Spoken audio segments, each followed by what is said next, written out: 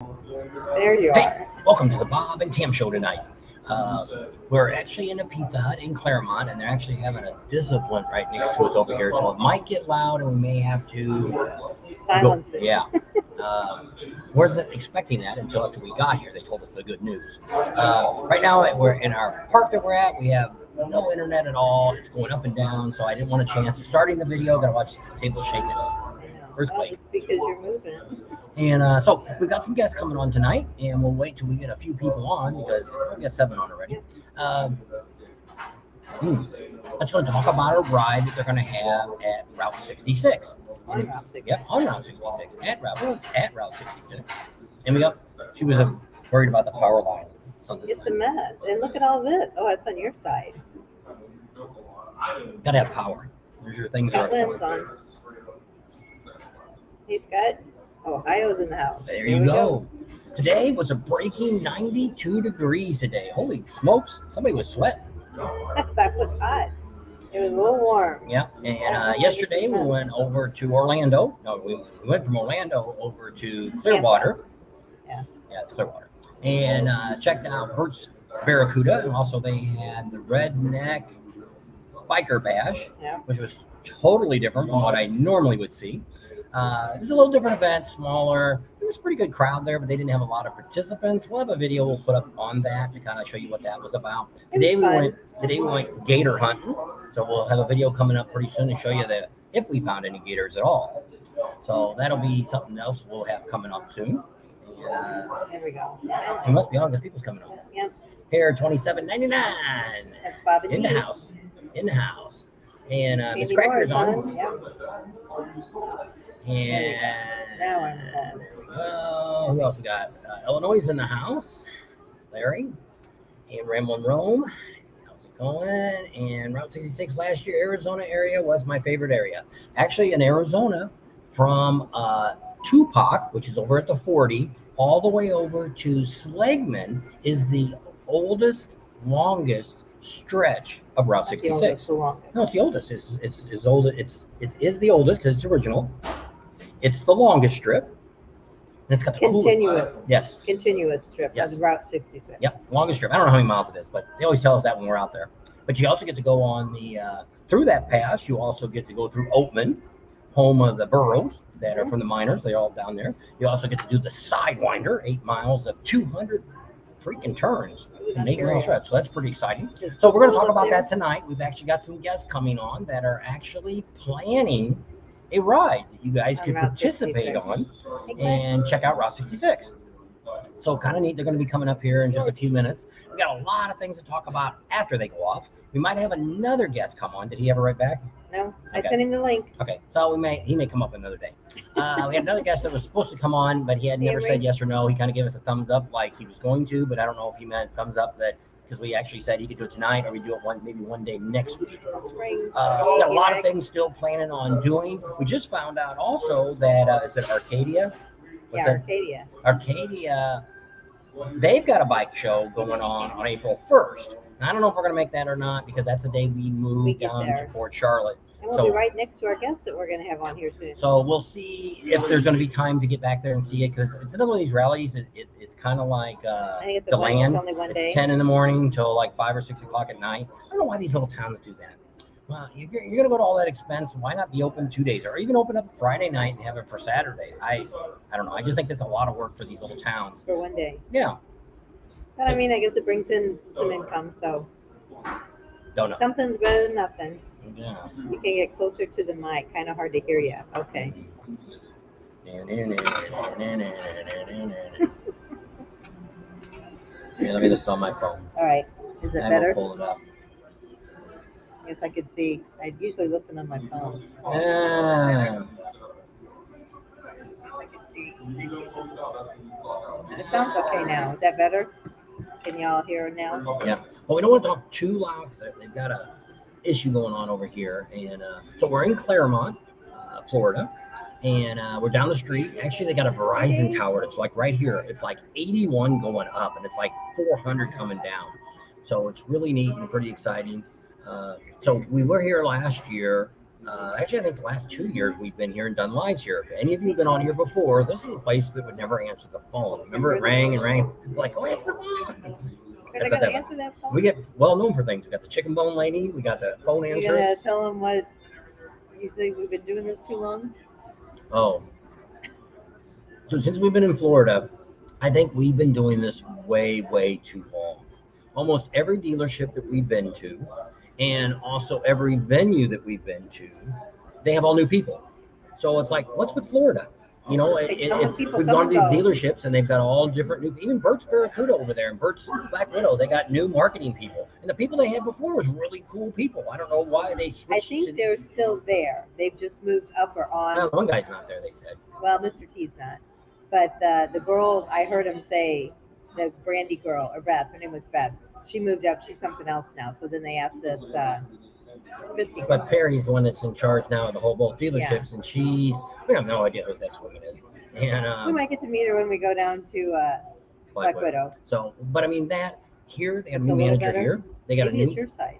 Yeah, it could be. Maybe it's this has a new manager in it. Someplace else we went the other day too that said they had all new people in it, and it's like every time we turn around, there's. And so that's what we're saying. Have we been doing this so long that people just keep changing jobs and moving on? And I can see in the restaurant stuff it's not expected, but I would think at the Harley, because it is a lot of the dealers we look at, like Black Hills Harley, it's all pretty much all the dealerships. We do also deal with the owners, but I mean, besides that, I mean, like all of our Las Vegas dealerships, all the same general managers are the same ones that have been there for 4 or 5 years now. So I don't know. Now here could be. I've always known Florida's been kind of known for not paying very well, so maybe they don't make enough money and they go somewhere else. So what do we got? We got a few more minutes before we bring them on. At quarter after the hour, they're going to come on, and we'll tell you right before they come on who our guests are. Some of you may already know. You may be some of their followers and some of their events and some of the things they do. They're on Facebook. They got YouTube, and I think they got Instagram. They got all kinds of stuff. They're really busy and keeps up with a lot more stuff. They've been doing it a little longer than us. Actually, they are the first YouTuber motorcycle that actually talked to us. Yeah. I think we went to Panama City the very first time in the fall rally. I think it was Orlando. Not Orlando, Daytona. Daytona. I think it was there at. I thought it was Biketoberfest. Well, it might have been Biketoberfest. That's still be You Daytona. said Panama City. No, I said Biketoberfest. Oh. Hey, Jerry's from Tampa. How you doing, Jerry? Did you go to that hillbilly hoedown, whatever it was called? It was definitely different. Now the bad news is, which our guests that might be coming on know, Mike's been putting this on forever, and this is the first time we actually got to meet this guy. He does a lot of events all over Florida. He's moving. His wife got a new job up in and he's no longer going to be doing any events down in Florida. So I don't know who's going to pick up all these little shows and different things he does, because he does a lot of them out here. More of them seem to be on the East Coast or West Coast, I guess it is. We're not going to open it yet. That's after a while. Was he on? Yeah. And Smoky T-Bear. Is it still free parking at Disney Springs? We're going to go today, but we didn't make it. Somebody got up kind of slow moving this morning. I said, do I get to sleep in the I told you I was thinking about going maybe to Disney Springs or someplace, and we had or we could sleep in. Still didn't sleep in. You were up by 8 o'clock. I'm washing my hair today. Hair washing day, because it was a mess yesterday after riding the bike. It was our weekly wash. No, I usually wash it a couple times a week. But it was Saturday bath time. It was just a mess. It was hot, and I had my helmet on yesterday, and I wore helmets all day. No, I didn't wear on the way back. No, you didn't. On the way there, I did. We did get what rained on. It did rain. And some of the places we got really lucky, because when we came around the corner, it was water puddles everywhere. But we took all the back roads. We never got on the 4 for anything. It took about 2.5 hours to get over there. You can still park there for free. You want to pay $22. This would be an adult beverage day. It's that hot, huh? I got my old faithful water. I got my Coke and rum here with a straw. No, it's just a Pepsi. We're driving. So we can get the bike out today. Bike ran real good for all those who want to know how the bike's been running. Actually, this trip is about 200 miles round trip. No real problem. It's sounding quiet. Yep. Yes, it was horrible helmet hair. It was a mess. Oh, because it was, it's Florida. It's humid and it's hot, and my hair was stuck to my head. It was, So That's my anyway, time here. All right, we got about 5 minutes. We'll bring them on in a minute. So who we have on today is going to be the Badgers. I don't know if you guys have ever heard of them or know who they are. They actually have a group that they call, support bikers.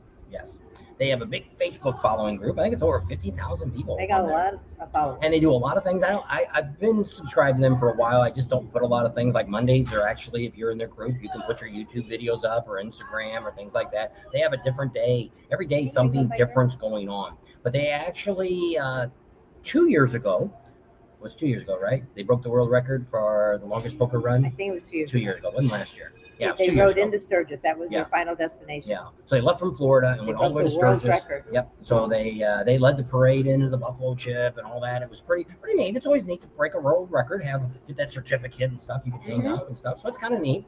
I don't think this trip here that they're going to do for Route 66 is going to be a world record, but we're going to bring them on. You have to do that. I don't know how You don't know how to do it? No. That's your job. And just Yeah, I got to make sure we look good. Oh, let's put us all the way. Yep, here we go. Yeah. Here they are. Yeah, that we can see both. We are. I seem really short next to the Hey. All right. Hi, guys. Whoa! She always reminds me of Cher. She's Yes. tall and dark and pretty and long dark hair. So yeah, when I see you, I think of Cher. I get that often, and I don't mind. Kind of nice to be Married to recognized. Sunny, so Yeah. There you go. That's true. You want to put the banner up across the bottom? Let me go here. There it is. Banners. So Here it we is. wanted to talk to you today. You've got a big event coming up here, and you're going to do a Route 66 ride right after the Milwaukee 120th, right? Yes. Yes. absolutely. So the funny thing is, you mentioned the world record poker run. While we were on the poker run was an average of like 550 miles a day. So it was pretty grueling. And we had Yeah. people from the north that came down to Florida to ride in July. So like the first 2 days, so many of them were like, I almost quit. So by the time we were done with that ride, I was like, everybody's going to hate us and never want to talk to us Right. again. Yeah. And we get to the Buffalo Chip for the end party, and everybody's like, what's next? What's next? I'm like, really? And we're You're like- not mad at us? That's not what we expected. But the funny thing is, on the way into Sturgis from Wyoming, I was like, I know what our next ride is. Yep. And she's like, Zip it. I don't even want to hear it till this ride is finished. Let's And get I'm through like, this one first. I know what it is already. She's like, well, we're going to at least wait 2 years. So we took a year, I'd say off, but it's never a year off. But we took a year from doing a big Big ride. event. Yeah. And so we decided we wanted to do Route 66. And then we decided we wanted to make it a passport run. But with Route 66, it'll be a lot more laid back. Because for the poker run, we had so many miles we had to do a day. We had a certain route we had to do. We had to GPS track it. So for us, this is going to be like, oh, this is relaxing. So we're going to do about 300 miles a day. I know it takes ultimately we would love to do like a 3-week run of Route 66. She's being attacked by a cat. Yes, I see that. It's like a zoo around here. How's But, the AC? We'd love to take like 3 weeks and do it, but for people to take off, I mean, if you think about it, to get to Chicago, most people are going to travel a couple of days. And then to get home from California, another 3 or 4 days. And then 7 days on the road. So they're taking 2 weeks off of work. And the expense, right? Right. So that's why we did it, because we've had a lot of people ask us, well, you can't do everything in a week. You Right. can't, No. but we can do a lot. So That's that's right. the thing. We're going to do a lot in a week. All right. So you're going to start it in Pontiac, Illinois, right? Yeah. So Yes. the plan is, I guess we'll back up a hair. We're going to the 120th anniversary party in Milwaukee. Which you guys will be there, right? Yes, we'll be there. We'll be connected. And I know a bunch of people that are going on the ride are going to be there. So we're going to do that weekend. And then the day of the 16th, which is basically the end of the Milwaukee rally, that night we're going to meet in Pontiac. and that will be our kickoff party. So we figure Sunday gives everybody enough time to go into Chicago, go to the starting point, take their pictures, do whatever they want, and then come out to Pontiac, because Pontiac is basically going to block off like 3 or 4 blocks of their town for our kickoff. And by the way, doesn't matter if you're riding or not, you're invited to any of the parties. So if you can't go on the ride, but you just want to come hang out that night, come to Pontiac, hang out with everybody, have a good time, and we'd love to meet you. All righty. That sounds cool. And then, so that's going to be, the party's going to be the 16th that night, that Sunday. Yep. And then you guys are going to leave Monday. Monday morning. Monday morning, Or as soon as 17th. anybody if people want to get a head start, they can take off whenever they want to take off. But Okay. we'll be heading from Pontiac, Illinois to Rolla, Missouri, where we'll be meeting at a place called the Tater Patch. Right next to Uranus. Yes. Oh, there you go. Yep. Fudge That's Factory. There's a lot of There's fun things actually you can do a there. fudge factory there you can get. In Uranus, they sell some chocolate fudge you can pick up. They do. Yeah, I mean it's a whole thing. If you've never been, They pack it like up. I mean it's like its own little town. They got it set up kind of like a western town. But I mean they play it up to the to the 10th degree, right? Yeah. Gotta But grab it while you can. that's what makes it. You know what I mean? That's what makes it so cool and unique. It's an attraction, and the town's made money off of it, which is great. I mean, they Yeah. brought in revenue off of it, so I love it. Somebody marketed that and ran with it, huh? Yeah, I noticed. Cool. Yeah, I noticed somebody asked that. So it's optional to whoever's riding the ride. So we have hotel blocks in every town that we're staying in. The crew, myself, my wife, we're staying in hotels. yes. First off, I don't camp. Secondly, He's bougie. it's so much management, and we do a lot of internet stuff. So we need good internet. Most tent camping doesn't have that. I need a good shower. Some has that, some doesn't, and I need my AC. And no tent has that. So, but I mean, it's totally up to the rider. What'd you say, Tammy? How's the AC at the house? Oh yeah. Yeah, it's out. The We- AC is out. It's 83 degrees in here right now. She's like, "Oh, it's great," and I love I'm it. like, "I'm freaking dying here. Are you sitting on a block of ice? I need It's to." fine. And then I turned the fan on. It's on that side of me Yeah. where Well, she's not me. blocking. Sucking up that cool air, warm air. So for any of you that need any more information, the ticker tape that's running across the bottom, that's where you can go to get more information. If there's something you either didn't hear or something you want to know that we didn't cover while they're on. So write that down if you guys want any more information. So you're going to do this in about a week. So you're going to leave Monday, Rolla, and you're Yes. going to end up Saturday in Victorville, California. Yes. So we're ending at Death Valley Harley Davidson. They're going to throw a big night, a big bike night and party for us there. The great part is like every place we're stopping has kind of went all out. So one hotel, they booked the entire hotel for us. They got a bar. They're going to have a band. They're bringing in food trucks. So, I mean, it's Cool to see everybody else getting excited about It's- this. that's just it. It's not just, you and a buddy riding Route 66, right? Although that's awesome, and do it if you can. It's, right now I believe there's 77 people signed up. So, I mean, that's 77 people you're traveling Route 66 with. And even though it's not a group ride, right? Every night you're going to see us. Every morning you're going to see us. You're going to see us along the route. So, you get to experience this epic journey Right. with other people. You don't And have make new to plan friends it. along the way. Yes. Right. We saw that happen with the World Record Poker Run, and for me, that was the coolest part. I think is for individuals to meet other individuals, and some of them get together, and even though they're in different states, they still get together and they'll ride together and plan things together, and yeah, it's really cool. Ralph asked, are we going to have a rescue chase vehicle and trailer? We are. We sure do. We had one for the World Record Poker Run, and that was one of the things that everybody really liked. Really, yeah. So we will have the trailer all wrapped for the Route 66 Passport Run. We'll do just like we will have all the names of the riders on the back of the trailer, just like we did for World Record Poker Run, and we will have them following along in case we need to load a bike, get it to the local dealership, and so on. Yep. So one of the questions I would have, now we can't go because we're already good. We'll be in heading for Sturgis. St. Louis over around the 4th of July, and then we'll be heading up to Milwaukee. But if I was going to go, my big thing would be, what if I stayed at the hotels you recommended, what is the Estimated cost. Yeah, the total that I might be thinking I'm going to spend? That's a great question. Yep. So I figured this out at about $1,800. Okay. So that's gas, that's food, and that's hotel. Okay, so you're feeding everybody at the hotel when you get there? No. Oh, Yeah, no, that's just what you estimate. Yeah, so I just figured like $50 a day for food. So of course you could eat for less than that. Yeah.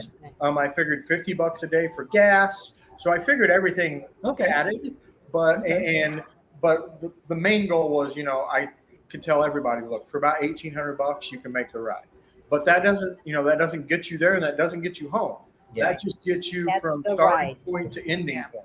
Mhm. So, all in all, I got to tell, a lot of people are going to spend, $3,000, depending on where they're coming from and how many days it takes them. So, it's one of those lifetime trips, right? Right. And so somebody's like, is Is it it July July yet? Is that, I know it says Facebook user. Are you registered for the ride? I'm assuming that's one of maybe your registered rider. So we'll give Yeah, the dates this again. is So correct. it is July. You're leaving on July 16th. 16th. Yep. Through the Yeah. 22nd. Okay. 22nd. All righty. And then to register, there's a registration fee, right? That's the, Yep. Everybody, yeah. So you pay $175 as a rider, and how much was it as a passenger? It was, I believe it was 25 or $30. I don't don't remember. now. I think it's $25. It could be 30. go down here to the website. There you Yeah, go. exactly. It's on the website. And so, a lot of people are like, what's that for? So, first off, we have swag. So you're going to get a shirt. You're going to get a challenge coin. You're going to get a passport. You got to get all this stuff. And we have to print all And we can mail it. that. And mail all that. Because you'll get your packet before you leave. And then we have a chase truck. And we're not making the people driving the chase truck pay for that. So we have to pay for their gas and their food. You know what I mean? So I tell everybody an average poker run is what, $20 to $25, and that's for a couple hours. This is a week. So there are expenses. It's not a profit thing. So if there's any money left over, it'll be donated to a charity. This isn't something we're doing to make a living off of. We have our other stuff. We do that. This is just an epic journey. That fee just helps us pay for all the marketing and everything to get you the best experience, right? Because if we halfway do it, you're not going to want to come back and do it again. Right. So it looks like one of your registrars on now, Christian. Yeah. Hi, Christian. How are you? And so, yeah, I think it'd be a really neat thing. It would be, if it was any other time for us, it might work out, because that's one of the things I've always wanted to do. I actually wanted to do probably longer than that. I'd almost, just like what you were saying to start with, the 2 to 3 weeks, because there's so much stuff to see on Route 60, especially as you start getting more west. Once you get in, especially Arizona's got a lot of things to see. New Mexico's got a lot of things there to see. And you're going to have some different special places you can stop along the way, too. Some scenic stuff you're going to recommend. Yeah, Kind of our suggestion. Yeah. We've got a crew, we've got a team. We can't do this alone. So we've got a team. Justin is on our team. He's Smokey the Band is his YouTube channel, and he has rode Route 66. So it was great to have him on board, because then he could help put together some really cool things that we'll put in the passport. So the little booklet everybody will be carrying around will have 2 to 3 suggested places. They're going to be like places that don't really cost anything. Just maybe a good mural or a good place to take a picture. And then the other things that cost money or things that would be really cool to see that's in that area, we'll have on the website for everybody to be able to look at the website and plan out before they take the trip. So are some of these stops you're going to make too? We're going to make as many of them as we can. Yep. The truth of the matter is, we're riding this with everybody else. The goal was for us not to have to track everything and be able. to enjoy it. The world record was grueling on us. I mean, like we would get in at 2 a.m. And just be wore out. So we're hoping that everybody gets to enjoy this ride, including us. But if we have to stop and we have to, help a rider or something, of course we're going to do that. But yes, the plan is for us to be at all these stops with everyone. Yeah. Okay, that's good. We'll have So, our So Lindsay's in the house. She's one of your registered riders too. Lindsay. Hi. Yeah, I see a bunch of Yeah, them. Karen Texas. from Oh, yeah. Ireland's here. There's Rick and Bob. They said you'll know who Bob is. They're gonna go. They're going to be going. And Yay. We have a couple people from Canada coming. We have Uh-huh. Ireland coming. So we're international. if you brought, so Ralph's asking, is most of the hotels, are they pet friendly? Do you know? Because I a few people have honestly do Probably not. weren't thinking that. I will say this: Yeah. we have 2 or 3 hotels in each town. Yep. dogs. Okay. So we kind of did a top end, a middle, and a low end. Okay. We're trying to accommodate everybody, and then Right. some of them even have like camp areas. So if not, you don't have to stay where we're staying. Those are just suggestions, and we got you a discount. So they blocked off X amount of rooms for us, and if you call and say you're part of it, they give you a discount on the room. That's why we did that. But it's on the website for everybody Yes. to be able to see in the lodging area, so they can click on it. And then just like at the ending, your ending stop in Victorville is not too awful far. I think it's a couple hours away from Santa Monica Pier. So if they wanted to finish and travel to Santa Monica Pier and take a picture at the ending part, they can do that too. Well, Exactly. and we Exactly. did that because the same way with the start. We didn't want to try to manage 100+ bikes in downtown Chicago or in LA. Yeah. LA. So, we're going to continue on and go to Santa Monica, and then we're actually going to spend the next 2 weeks going up the coast and over to Sturgis. But we wanted it to be close enough where anybody that wants to can go on in, but we just didn't want, there's a safety aspect to try to get 100 bikes in through LA traffic. We're just like, you guys do that on your own. We're going, and we'll be happy to ride with you. But, that's kind of where it ends for us is Victorville, but everybody can go on from there. So if we're not going now, and I'd like to meet up at one of the stops that you're going to stop at, when will you be posting that? Yes. So on our website, you can find where the route is and the meetups. So you can go check that out. You'll see exactly like the day, time frame, and the location. Because we encourage everybody to come meet up. We have individuals that have already reached out so far and said, "Hey, I can't, do the whole ride, but I'm going to meet you in a certain town and ride part way." Some people are riding segments of it. Okay. Which is perfectly fine. I mean, this is just something fun for everybody to do, and we understand that people can't sign up and do the whole thing, and Right. just love to see everything. So in order to get the swag bag and all the goodies, they have to be registered by March 31st. Yes, Yep. that's Okay. our deadline. You can register after that, but to get Yeah. a passport and all that stuff. Well, that's going to be the problem. We'll do our absolute best to get Get you as much as everybody. we can, but it takes time. The books, we can't print them overnight, so we have to turn in all the artwork, and they have to print them. Same way with shirts, right? It takes a few Right. weeks to get the shirts done. So, we will try to be as accommodating to everybody as possible, but after March 31st, there are no guarantees that you'll get your shirt, all the other stuff. Yeah. I'm sure we'll order a few extras, but then, I may have an Right. extra large left over and you may be a small. So, that's our only guarantee is that by March 31st, we can guarantee you'll get everything. Yeah. So RV Biker 18, Sonny went over this. He kind of gave us an estimate of figuring about $50 for food, figuring your gas for the day, and figured the hotel. And for just doing the ride, he estimated about $1,800. Now that still would allow, you still need to figure out how to get to the starting point, and from at the end of the starting point or the ending point, how to get back home. So if you live at one of those two locations, half your battle's already over. Yeah, exactly. I saw somebody ask about RV resorts, and we haven't lined any RV resorts out that I can think of. We've had a couple of individuals that have like campgrounds, but one was in I don't know, just got to look at the website because one of them did reach out, and I don't know if they have for RVs or not, if it's just tenting.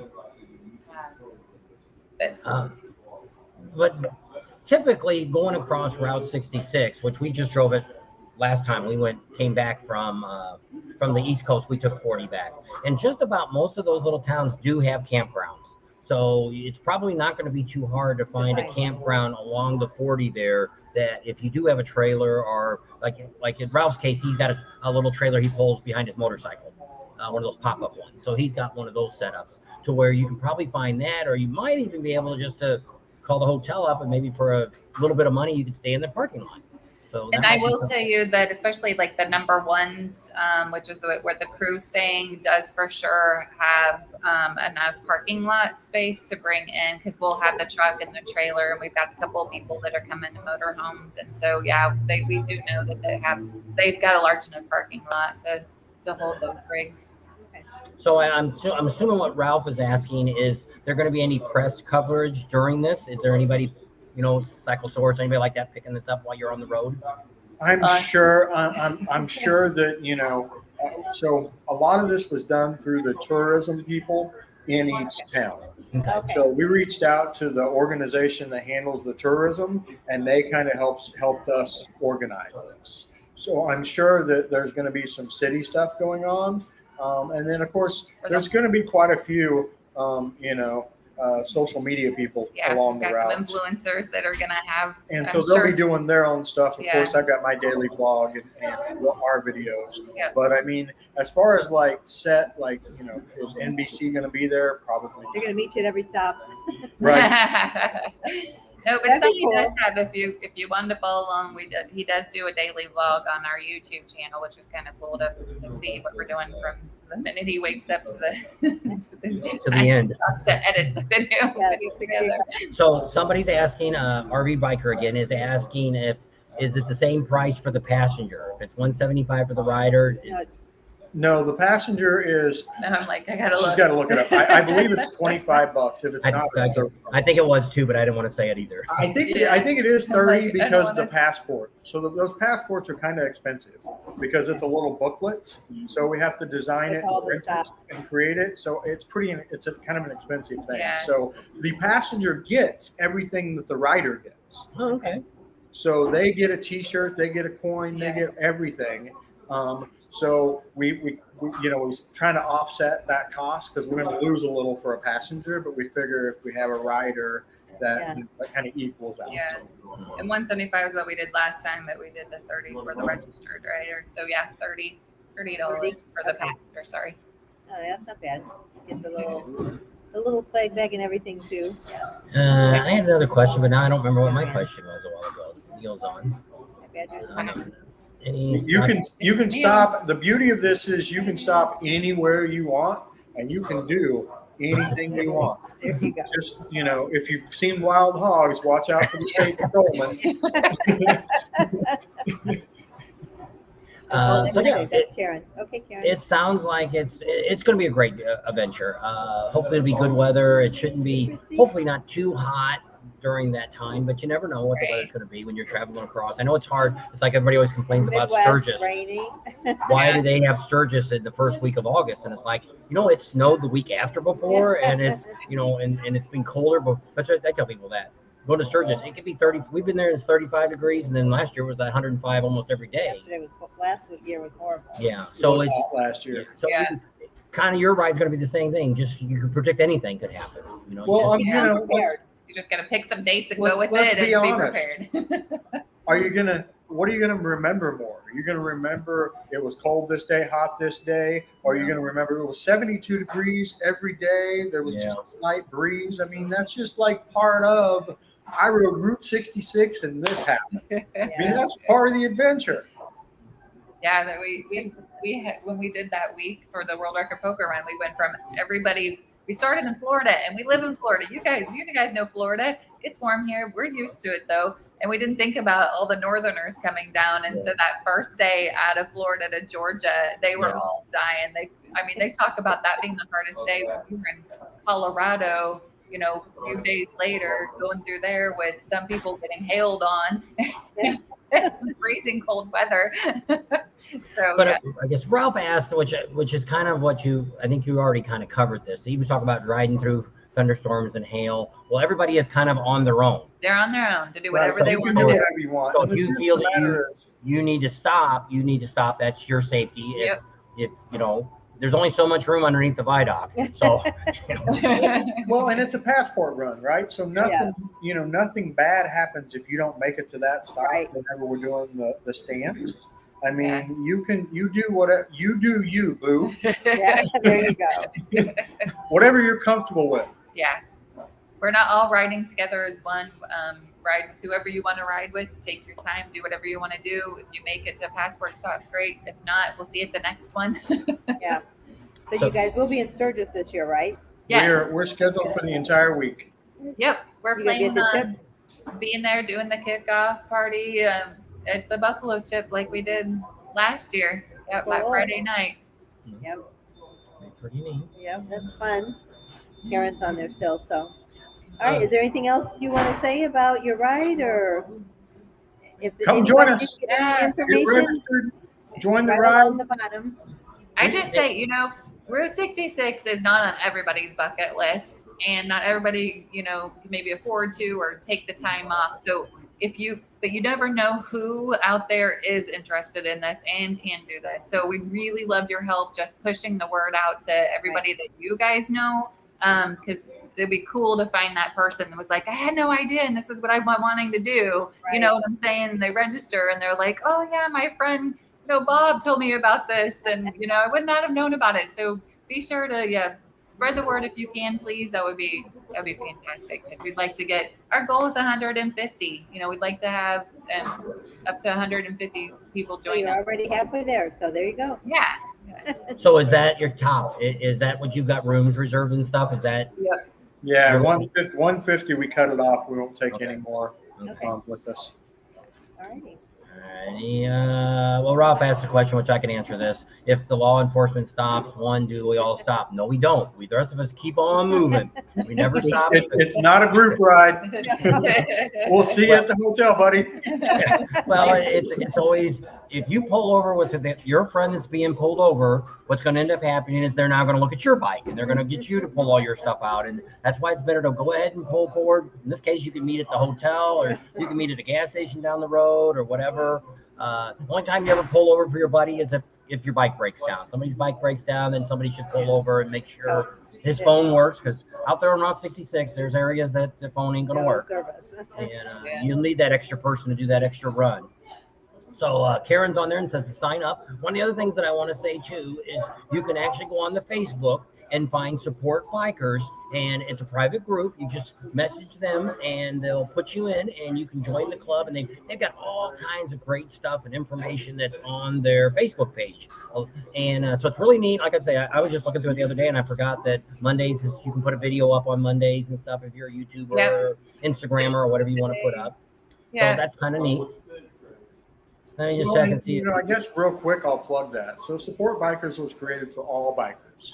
I get questions all the time. Do you care if I'm in a club? If you're in a club, it's none of my business. Right. We're here to support all bikers. So the idea was to be able to bring everybody together in one place. So if you had a question about your bike, somebody could answer it. If you're broke down and you need a trailer, maybe somebody's near that can help you. Local to ride businesses, right? Right. Biker-owned businesses. That was the whole point of this, was how do we connect the biker community? So now we just say we're building the world's largest biker network. There you go. It's just a network where everybody can connect and help each other if they can. Yep, that's Sounds cool. good.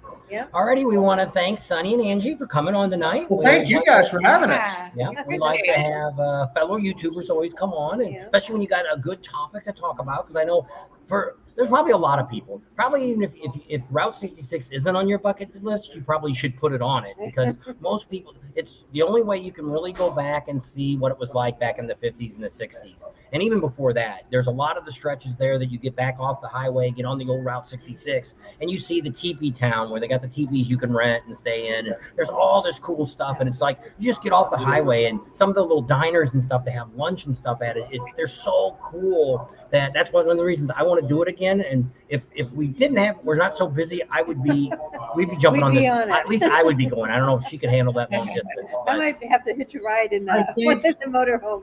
Though, I do think that the other thing about this is, Route 66, like, I think it's like 85% there.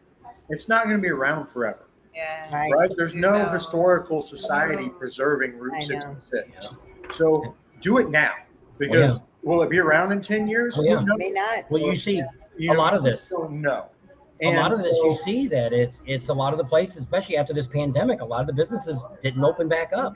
A lot of those little roadside places that had like the little dinosaurs out there, and well, the one which I don't know if it's on Route 66 or not, it was Flintstones Town. I don't know if that's It's actually. in Arizona. It's in Arizona. I think it's off the 40 where They they closed up. made it look like from Bedrock and all that from the Yeah. Flintstones TV show. Well, I think it's still got the signs out front, but it's something else now. But I don't think it even opened up back up after the pandemic. But that's what I'm saying. So much of this stuff is going away Yeah. to where, if you at least ride it, you can at least stop and take pictures in front of some of these really cool places. There's hotels. A lot of them's got the old signs up and stuff. And it's priceless. We've driven most of that. We've living in Missouri and then living in Arizona. We've seen a lot of that great area there, but it's just priceless. Yeah, I wish there was a historical society that was preserving Route 66. Somebody should do that. We're busy, Yeah. but somebody out there should do that. Yep, start a GoFundMe page for Old Route 66. There you go. I like it. There we go. Thanks, Neil. Awesome. So we want to thank you all. We'll let you guys get back and maybe you can get that air conditioner working tonight. Thank you. That would be awesome. Or run over to Walmart and get a window air for the bedroom. Right. At least have some air for tonight. She's fine. Okay. I'm not freezing in my own house. All right. All right. Okay, we thank you, and we'll be talking with you guys later. All right. Bye, guys. Thank you so Thank much. you. Appreciate it. Alrighty. Have a good night. You Alrighty, too. bye. Bye-bye. All right, so that was pretty neat, Yep. and I really enjoyed them coming on. They kind of asked us, and take our earplugs out. Yeah. They kind of asked us if we wanted to put it on our social media, kind of talk about it and stuff. And it's like that's kind of the thing that I was afraid of. If they came on my social media, you guys might start asking me questions. Well, I'm not going on the ride, so I don't know that much about the ride other than what I've seen on their website. And I knew some things like the price. I know if I was going, that's the first thing I'd want to know is, hey, what's this going to cost me to do this? Because I can't necessarily. You want to have have an idea going in at least, though. Yeah, and he because told us he figured it out. Yeah, That's pretty because cool. you might want to do, there's a couple of different ways you could do this. The hard thing is, which they could probably help you with, is, hey, if I was going to ride it, let's say we were going to ride it, and we were going to leave from St. Louis area, and then we could ride it to Pontiac, find some place I could leave the trailer in St. Louis Right. to where we could drive the motorcycle up to Pontiac and then come back down, go out to Route 66. Now you have to decide what you want to do in California. If you're retired, you could do just like what they're doing. You could start heading up towards Sturgis, Right. or you could do the West Coast, which is one of the things we've had a couple of people now that That's a said great time of year they're to do kind that. of interested in our ride. We want to do a ride on the West Coast. Because it is priceless.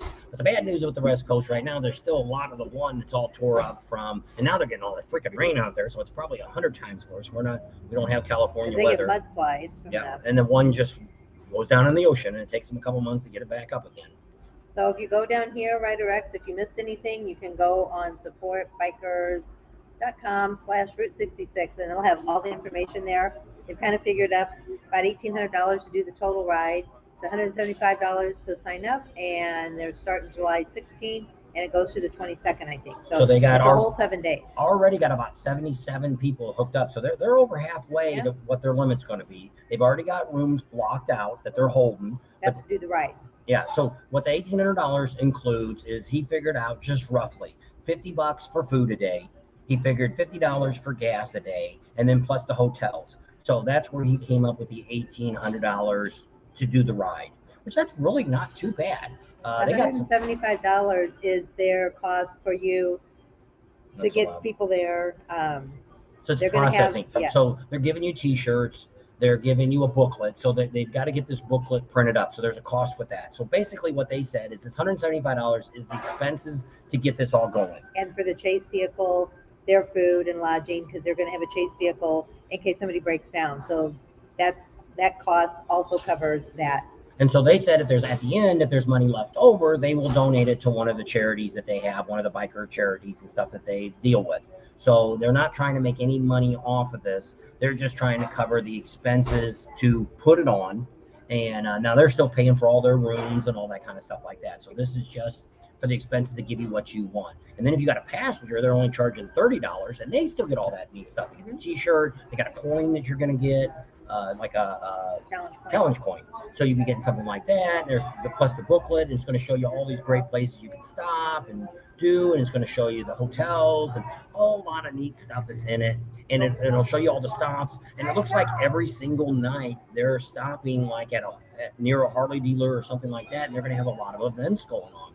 So that'll be kind of neat to be involved with that. I forgot to say that. I think the kickoff night is in Pontiac, and they're going to have a big do to do there.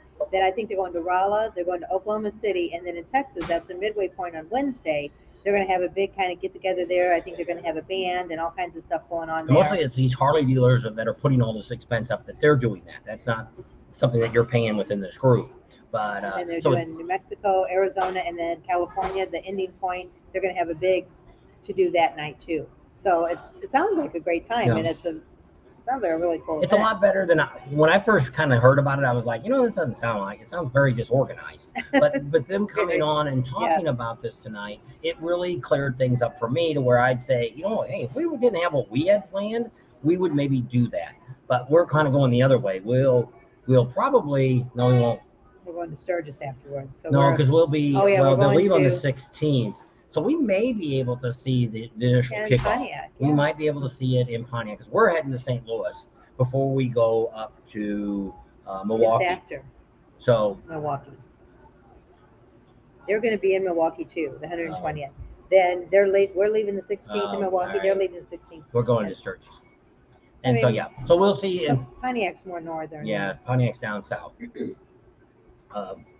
Wisconsin, South of Wisconsin, north of, St. Louis. yes. We already have passed that. No. But We'll we're going to get- go to the other museum, but I mean, that's still, we'd have to go down and That's then in over. Iowa. It's probably not going to work out. We'd be getting to So Sturgis it is later, not though. a group ride in the effect that they're not liable for you. You're all going to go on this ride together and ride Route 66. It's not escorted. It's not anything. So Right. what you do is you get a map. It's kind of like doing a poker run. If you've ever done a poker run on a motorcycle ride, they give you a map of all these places. Now, if you happen to be out there every morning, if they leave at 7 or whatever time they put out that they're leaving at 7, and you're out there on your bike and you're ready to go, they're not going to say, hey, you can't follow us. No. But by doing it the way that they're doing it is there's no responsibility. If something happened to you on the road or you didn't get up in time or anything like that, that's all on you. Or let's say you made it down to St. Louis or Texas and they're like, I'm done, I'm beat, I hurt my back or whatever, you're done. Then that's fine. You can do part of the ride, all of the ride, none of the ride. But you paid for the hotels, you're probably not gonna get that back. Yeah. Because unless you have to look at each hotel and see what the cancellation policy is. Some of them give you a 48-hour path thing, you can cancel it. We've lost hotels too when we've traveled where we got a flat tire and we lost 3 hotel rooms that we had booked. And so things can happen and you could lose out on money. Did The you make idea it is, home? hopefully it's just like us. We've traveled all this time and we've been really lucky that we've never had a breakdown. Well, we did have the flat, but other than that, and then having a tire come off the rim up on Big Sur where there ain't nothing around, and that's where we were down for 3 days. That was over the 4th of July. That's a guesstimation. He's figuring $50 like $50 for a day food. for food, $50 a day for gas, and estimating the hotel room. So let's say So you I only would eat say once it a would day. be per person. You only eat one day. You only eat once a day, and you spend $15 or $20 for a meal. Then that's all you're going to spend. Hey, you're going to eat at McDonald's every day, or you're going to go through Checkers. It's $5 special here, or you're going to, you can be a lot cheaper. Or you could say, hey, I want a T-bone steak every night, and I'm going to spend $100 for my meal. Well, that's your choice. So that's what he said, Yeah, $50 for food. So if you're going with 2 people, you can figure, hey, maybe it'll be $100. For us, $50, we could get away with a day of eating $50. We just have to watch what we eat. We'd split a lot of meals probably. But we do that. We go to Chili's and just spend $11, Yeah. $11.50. We split our meal there. But last night we went to we go the other night and paid $50. But we ate $50 just for one meal. So first thing is $50. He figured for Oh, stupid Golden Corral. Yeah. So $50. So the $1,800, he came up with $50 for food one day, $50 for your gas. Now it depends on what you're putting in. If you're putting you're just putting regular, cheaper, unleaded. You're not putting premium in it. That's going to be different. I can imagine Sonny probably puts premium in his bike. Same thing I would do. And so you're going to pay a little more for that. So that's $50 for that. And then he's figuring the hotel room. Maybe, I don't know what his hotels are, but he's saying he's got a cheap hotel. Maybe it's like Motel 6, and then maybe he's got a Best Western as the next one, and maybe he's got a Hilton. He said most towns he's got 3 different hotels that you can pick from. So, hey, I'm really on a tight budget. But I mean, when he said $1,800, we just went up the coast to Washington, and we never spent under $150 a room, and some rooms were close to $180 a night. So motel rooms are not cheap anymore. So yes, you can jump on anywhere in the ride. Like, let's say you don't want to go to Pontiac and meet him there, but you live in Texas and you want to meet him in Texas and then ride the rest of the way, you can do that. So go to what's scrolling across the bottom here, and we're not answering. That's why I wanted to have them on too. I didn't want to promote their event and say something wrong or, give out wrong information. So I would rather have them come on and explain everything and promote their event, and that way I won't get in trouble. Yep. So anyway, so I think it's a really great thing, and you can always contact them too. They've also got Facebook pages. Each one of them have a Facebook page too. If you go to the Support Bikers to their regular Facebook page, they've got it listed in there that actually, when you first sign up, there's a thing you can click that says things you need to know. Well, it's got Angie's email, it's got our Facebook page, it's got Sonny's Facebook page, and then they got somebody else's name. I don't know who the other person was, but they were on there. So you can contact them and say, hey, Sonny, I want to ask you this question before I do it, or I want to do this, or I want to do that. And you can reach out to them, and they're pretty good about answering. They're giving you the information that you need to know if you need to know something exactly that we're not going to be able to answer. We're not going on the ride, so we don't know all the particulars. That's kind of why we have to do it again. Yeah. And so we'll move on to our Gene next. didn't kill you, I'm assuming, because you're on. So we're going to move on to our next topics that we've got for tonight.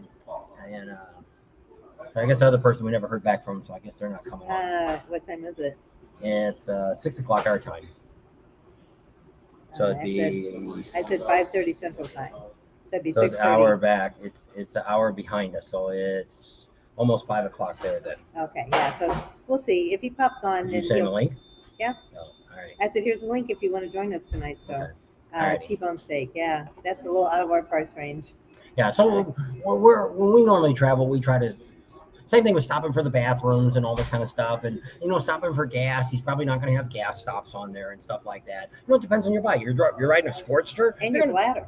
You're going to stop a little more often if you got a Sportster. If you got a newer bike that's got the 6-gallon tank, you might ride a little farther. You might have a Honda or a BMW. Now, it's not, you don't have to have a Harley. You don't have to have a particular kind of bike. You could follow in a car if you want. You don't have to. Ralph's got a trike, so trikes are welcome. Can-Am, any type of vehicle, you can be involved with this ride. So don't, and hey, maybe you want to be involved with being a chase vehicle or something like that. Maybe you can contact them and say, hey, I'll let you know if you guys if somebody breaks down in my area, we can help you out or something like that, if you want. So let's see what else we got for comments. I thought you took my mouse. So we have a bunch of things. Rod King. At Rock and Brews, is that where you're at, Rock and Brews? And the Badgers, so you guys basically planned the route, provided a rough itinerary, and make hotel suggestions along the route. Is that accurate? Yes, that is pretty much what they did. Now, they also have all the stops. They've got, all the ones that got Harley dealers at, they'll have events. So if you go down here to their site, which is supportbikers.com, Route 66. There'll be a lot of those questions will be answered.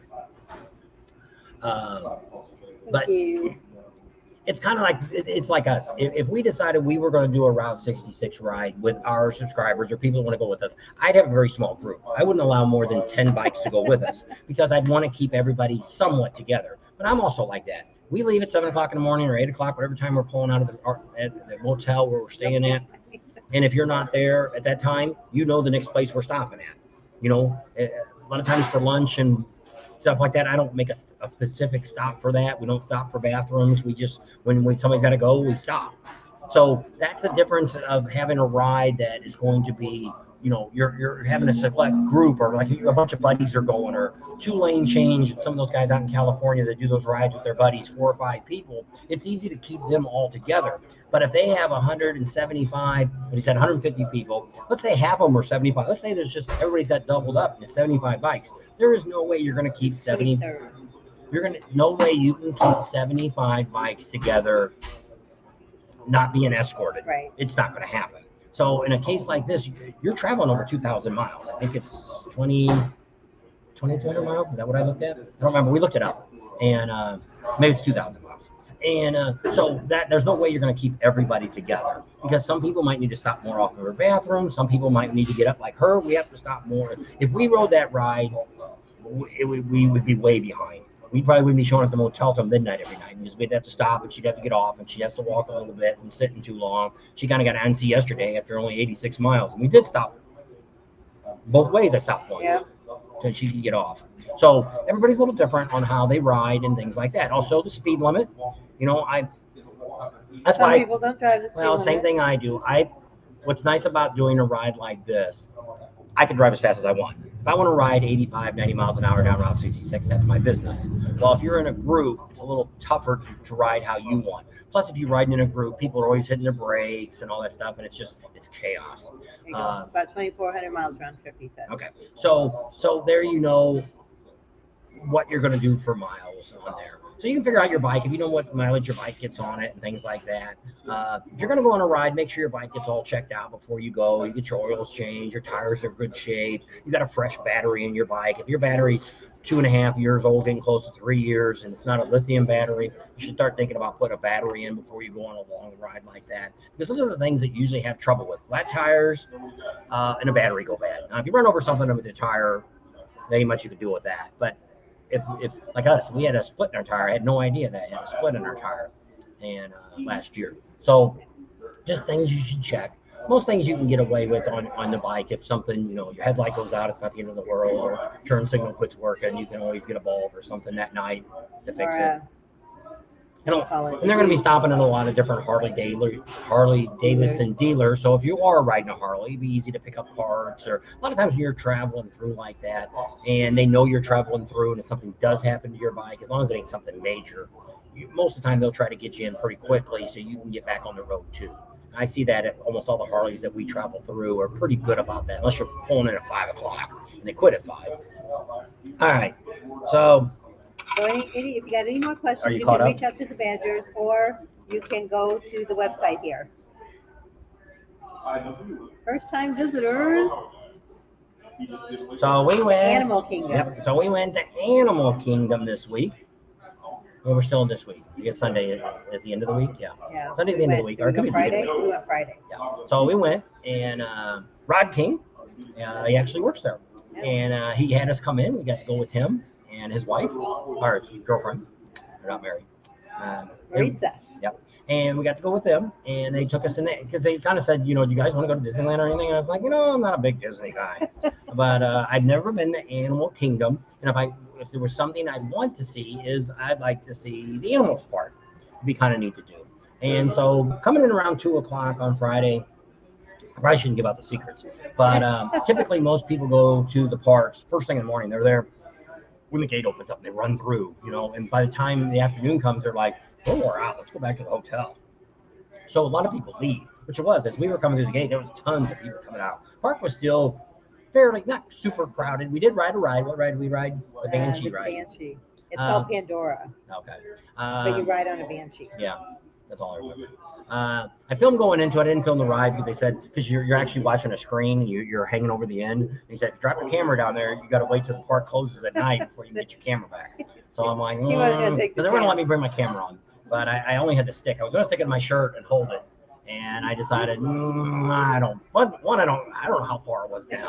He said it was 3 stories. That there's 3 different floors. That there's the ride's on it, looking over at it. But it's a 4D thing, water squirts at you and stuff, and it was pretty exciting. It was pretty neat. It wasn't Sure. not the only time I closed my eyes when we were spinning once. Oh, That was a little too much for me. oh, yeah. But other than that, it Well, wasn't. oh man, yeah. We got a couple It's times a we went down 3D. and you go underneath bridges Well, the and one that got me is because they went down like it was falling, and you got to this herd of rhinoceroses or whatever, and it's like you hit them. And I'm like, oh, it was very lifelike, I guess. The shop's on 990 from Milwaukee. Service. I'll move ahead. Okay. so that was part of. So we did that this week. Oh, also he bought us something, which it's called. I don't know. It's a pen. Here's your What's it say? glasses. I thought it It's said a something. pen, but I thought it's it said a something. It's a mystery box. Mystery It box. says mystery pin collection. A collection depends mystery. I guess that's supposed to be in a foreign language. Sounds like French. Oui, monsieur. So we got a You're little welcome. box. Thanks, Angie. and We're gonna Sunny. open it up here on the air. He bought it for us. He said not. He said to open it on the live. So, Rod, if you're on, we're opening the box. It's childproof. I thought he could save the box, but apparently you can't. They want you to The steal it. E-Man strength. Safari ride for the animals. Yes, we did Oh, ride there's two that. things in it. Oh, you get one. I get one. Yeah. You can open one. Open it. You got here, you can see. Look, they got a little chair thing here. so Yeah. you How can about open it that? up. I already got mine open. Ah, it's $1 million. He asked me what I Yeah. wanted. Oh, this probably be better for you. Magnificent. Is it both the same? Well, no, this one's No. That's that sorcerer lady. Isn't it? yeah, the one from This is the teapot oh, girl. oh, the it's thing. Alice in Wonderland. There you go. Oh, they show you on the box what the things it could have been, I guess. Oh, There's yeah. that one. There's the people. Oh, I they thought it was they tell also- you. They tell you Well, it could be one of It's these supposed to be mysteries. a surprise. Well, it was a surprise. I didn't know which one you were going to get. We didn't look at the box before. Oh, look on the back. It's a Mickey Mouse thing that sticks it Oh. on there. Isn't that clever? So thank Thanks, you. Rod. Yeah. So I he didn't know went- we got two. How I didn't know about that either. I thought there was only one in the package. So he got us those and he got us pins. We Yep. were on the way out the thing and he says, I'm gonna go get something for you guys real quick. And he ran over and he came back and he said, look what you got. And we had been there before when the kids were little, but we never Never been to Animal been to Kingdom. Animal Kingdom. Did you So, put your pin back in there? no. Where's your pin? We stuck it back in the box. So we did that. So we also did a few other things this week. What else did we do? Today we went and looked gator hunting. We did some gator hunting, even though it's illegal here. So we're going to show you that video later on. I'm also, what else did we do today? We did something else this week. What did I film? Oh, we filmed a lot of this at Animal No, Kingdom. Animal Kingdom. I don't know what I'm going to do with the video yet. If we're going to just put it on Patreon or we're not really a Disney Channel. A lot of people are already doing Disney stuff. We're good. Thank you. And so, and like something else we did this week. What else did we do? I'm working on that Sons of Speeds. Definitely need to watch this video when I get done. I cannot believe the people that are in here. Bike builders, people that came from overseas that are, one guy actually has the NHRA, whatever the motorcycle record, I think for last year. I could not believe these people. I'm putting all their names on there so you can see. So it's really neat. You know, we knew Billy Lane and Jody Perowitz and Josh that got hurt. He's still really doing bad. He's in the hospital. Josh from the Moonshiners. Josh Owens. Yep, he had a really bad wreck there. The last race that they had. It's the fastest race, and I don't know what all happened. He actually said, I don't know who I talked to the other day that said they wanted that I should put the accident on there. But all you see is it's on there now. We're gonna get a Billy Lane and talk to him and make sure it's All okay right. to do that. We're gonna meet with Billy Lane, I think this week coming up, and check with him. And if he says it's okay to put it up, but it's not really the accident, because if you look at my scene, you'll see me. I'm following the motorcycle as he's coming across. It's not the finish line, but just coming down the straightaway. Well, if you look all the way to the right, which is this way, to me is right this way, to you is that way, that you can see him hit up against the wall. You see his bike go this way, and he goes the other way. And I show a little bit of his bike because the tire kept spinning. It was still spinning. The front tire was still spinning, laying there. And I kind of emphasized on that. And then I don't think in my video right now I show him laying on the ground. I think that's where I stopped it at, and then that's kind of towards the end of what ended up being the race. They called it after that. They had a couple. That was the last race. Yeah. So. And because at first we thought he died, it looked that bad of a wreck. He was just laying there motionless. And they ended up telling everybody, get your cameras, pictures, everybody Get move away. back. We want you to get back. And that's So what I they said at that did work point. on I it. wasn't going to film it. I wasn't going to put it on anyway. I already had him laying on the ground and stuff, and they were doing stuff, and they were moving his arm, and it was like dead weight. It was scary. And I didn't have then, my camera up. I was just praying. and so finally, when they put him on the backboard, he yelled, "Wow!" And we're like, I said, "Oh, "That's a at good least he's sign." alive." We knew he was alive. And he's still in Daytona. He's still in the hospital. He's out of ICU though. So that's on good. Easter weekend, that Friday, they're doing a ride from either South Carolina or North Carolina all the way down to destination Daytona, and then they're going to go escort over to the hospital. So I don't know if they can prop you up against the window and he can see everybody outside. I don't know how it all is. If you go to our Facebook page, I also put it on the Sturgis page. All that is already on there if you want to get involved. I don't think we're going to make it. We're going to be in Port Charlotte, so it's 225 miles each way for us to go. And I'd like to have done it on the bike. So I don't think we're going to be able to cover it. I don't know if we can get, if Palmoto Could wants to probably come up send there. money. Whoops, broke your pen.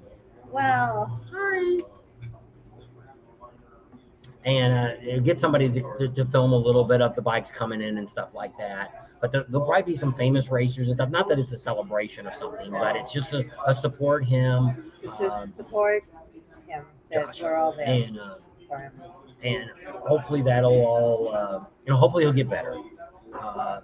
They don't think he'll ever race again, but who knows? You never know about that. I seen a video the other day of somebody that said he would never walk again. And the guy actually was able to go out and sit on his bike. He hasn't rode it yet, but he was able to climb on his bike, start it up. He didn't have a kickstart, he had an electric start, and was sitting there. His next step is he's going to be riding it. So He was paralyzed from the neck down. The one that I saw. I don't might have know been the same one. guy. But he actually got on the bike, but he had like those what they told me to get. They call them like aircraft landing wheels. They're Oh, kind of this like guy didn't have it. This was just a Oh. regular bike. this Might have been guy. the same guy. So he got on the bike. He walked all the way out to the bike. They told me I'd never walk again. And he got on the bike and he started it up, and then he took off because the wheels came up. Because I'm like, how was that guy? There's no kickstand and it was standing straight up, but then I saw the wheels. So once he took off, the wheels came up and he rode off. So that was pretty cool. Never say never. Yep. So that video is going to be coming. I don't know when I'm going to get done with that. I'm still working on it now, but it's 30 minutes long. So it's a long video, and I still don't have everything in there yet. But we got all of the interviews. She did a few interviews. I did a few. She went down the line and got everybody when they were sitting on their bikes. We're waiting for them to get back because the vintage bikes that raced one of the races, I don't have any of those people's names. When they say it on the line, I always want to make sure I spell it right. And We I'm called putting Andy, and he's going to get us a list of all the get all people. that.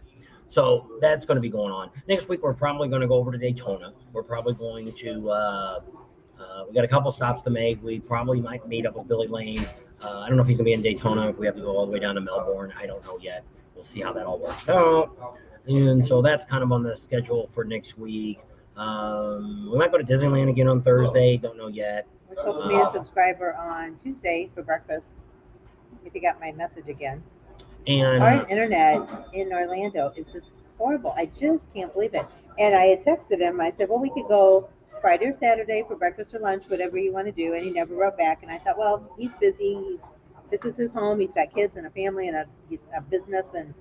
And so when he wrote back, he's like, I just got this. And that was yesterday. And I said, I'm sorry. And he says, no, it's, but anyway, so one of the things I want to talk about too is a little bit is the handlebar install that we just did. a lot of people are asking how you like them. Okay, I love them. If I would have known what I knew today, I would have bought them 20 years ago on the first bike. It is so much with mine that they come back a little bit. Now they might be good for everybody, but he's had mentioned a lot. If you got shoulder pains and things like that, I'm not having any pain riding the bike anymore, which I've already got a bad shoulder anyway. That kind of hurts.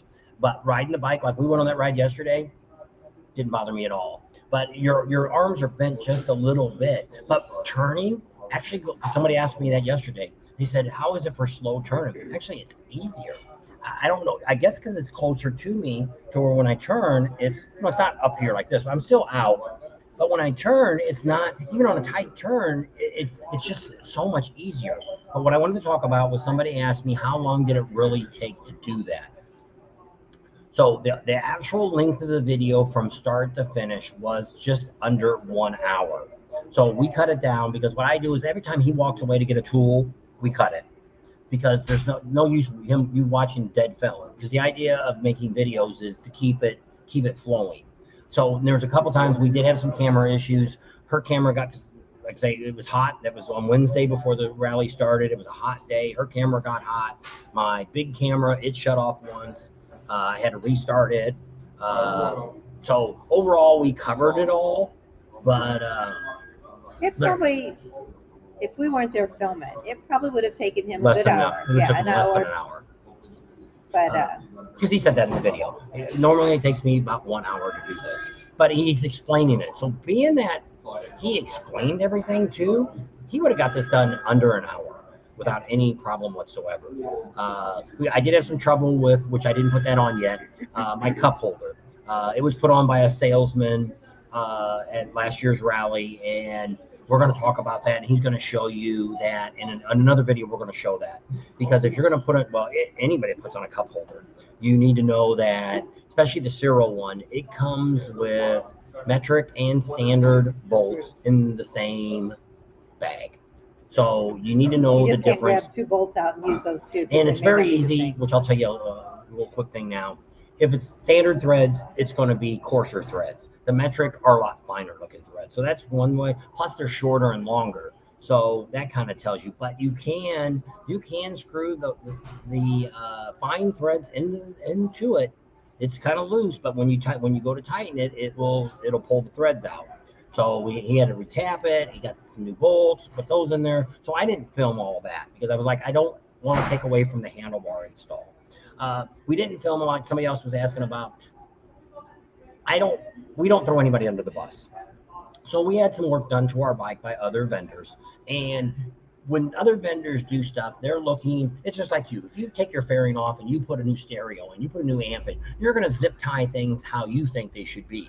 Well, when somebody comes in and decides, hey, I'm going to put new handlebars now on your bike, heck, I can't get to all the cables because you've got all this stuff zip tied to things in my way. I need to cut all those out. We didn't show all that either because it's something you wouldn't normally run into because you don't know what you've had done to you.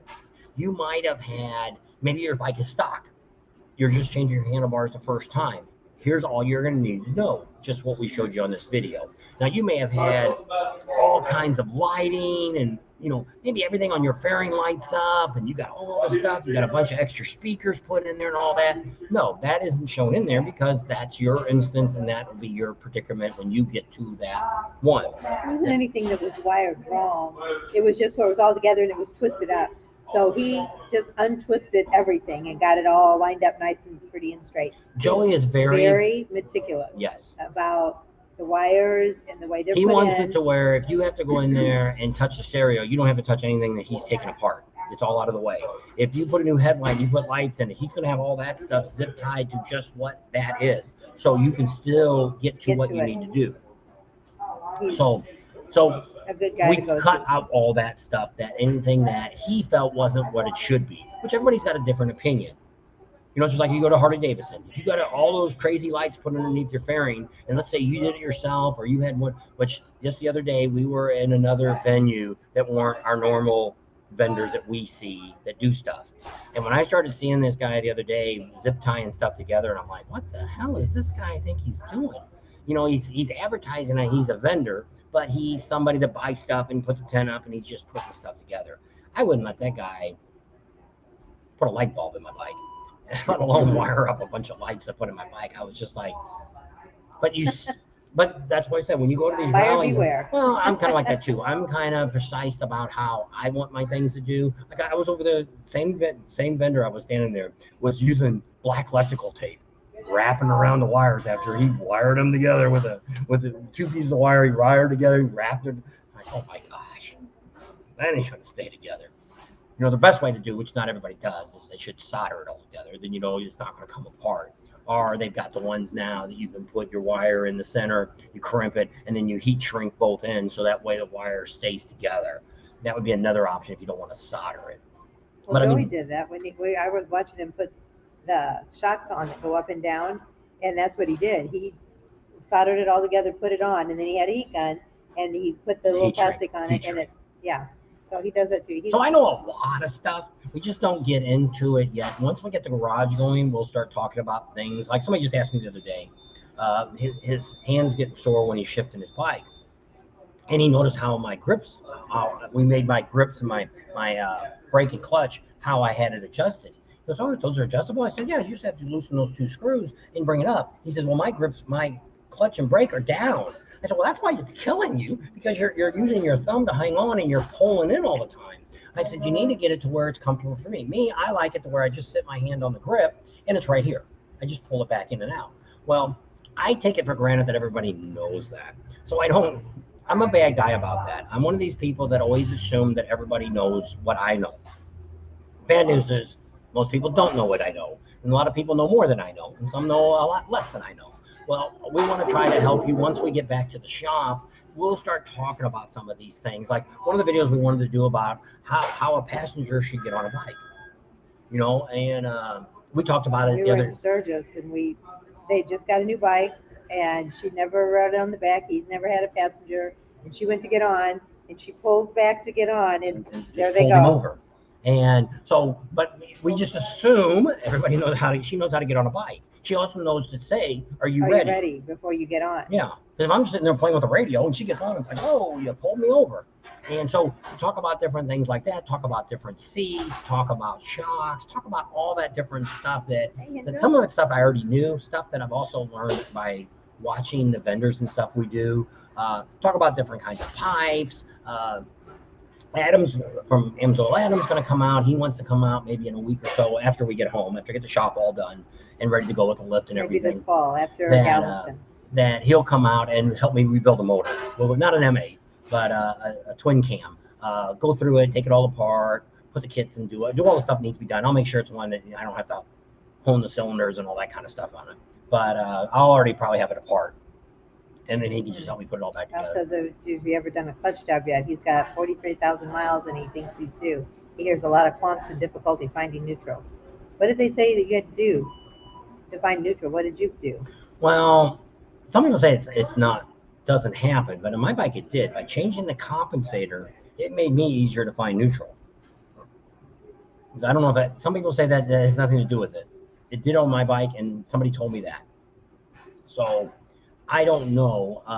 Well, what you need to do is the next time you have your 3 oils changed, have them pull the clutch pack off and take a quick look at it and see what it looks like.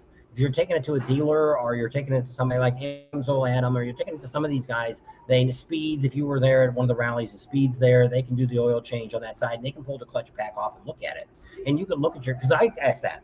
My bike had 27,000 miles on it, and while they had the clutches apart, I said, take a look at that. I do ride the clutch. I mean, I don't ride the clutch, but I mean, we're on a lot of hills when I ride, and it seems like I'm always that guy that's always on the hill. Well, I don't hold the brake.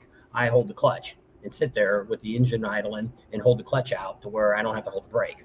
And so I do that a lot.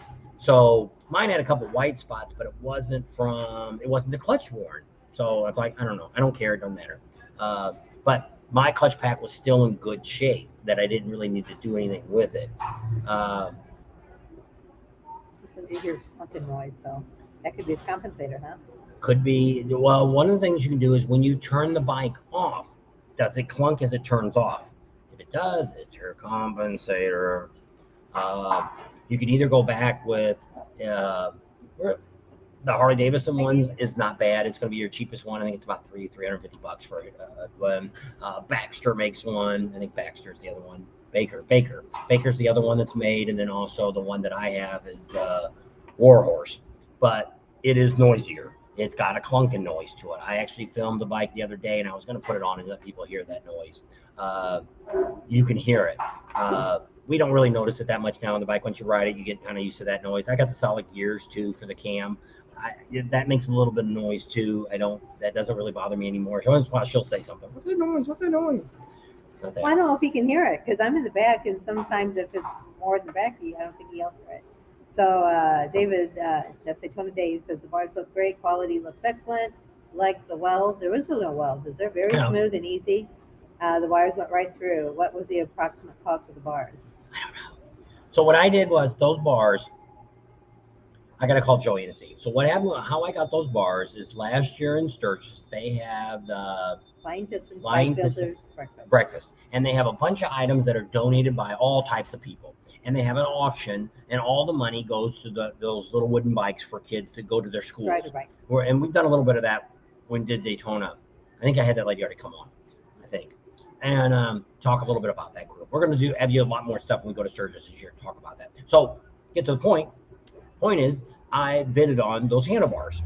So I Googled them while I was there, and it said I could have any fat bagger bars in the world. So I'm like, I don't know. So I just Googled some bars, and I seen they were about $500. So I said, there's nobody. I think somebody bid it like $150. I put down, I think 250 is what I ended up putting down on it. And I don't know if the guy went up that, because you can put top bid, and they'll work up to that. It's all done online. And so I ended up winning the bars. So I thought, hey, $250. I said, fat baggers. I said, maybe we can get Joey to put them on for me. So Joey, for the video, he installed them for free for us.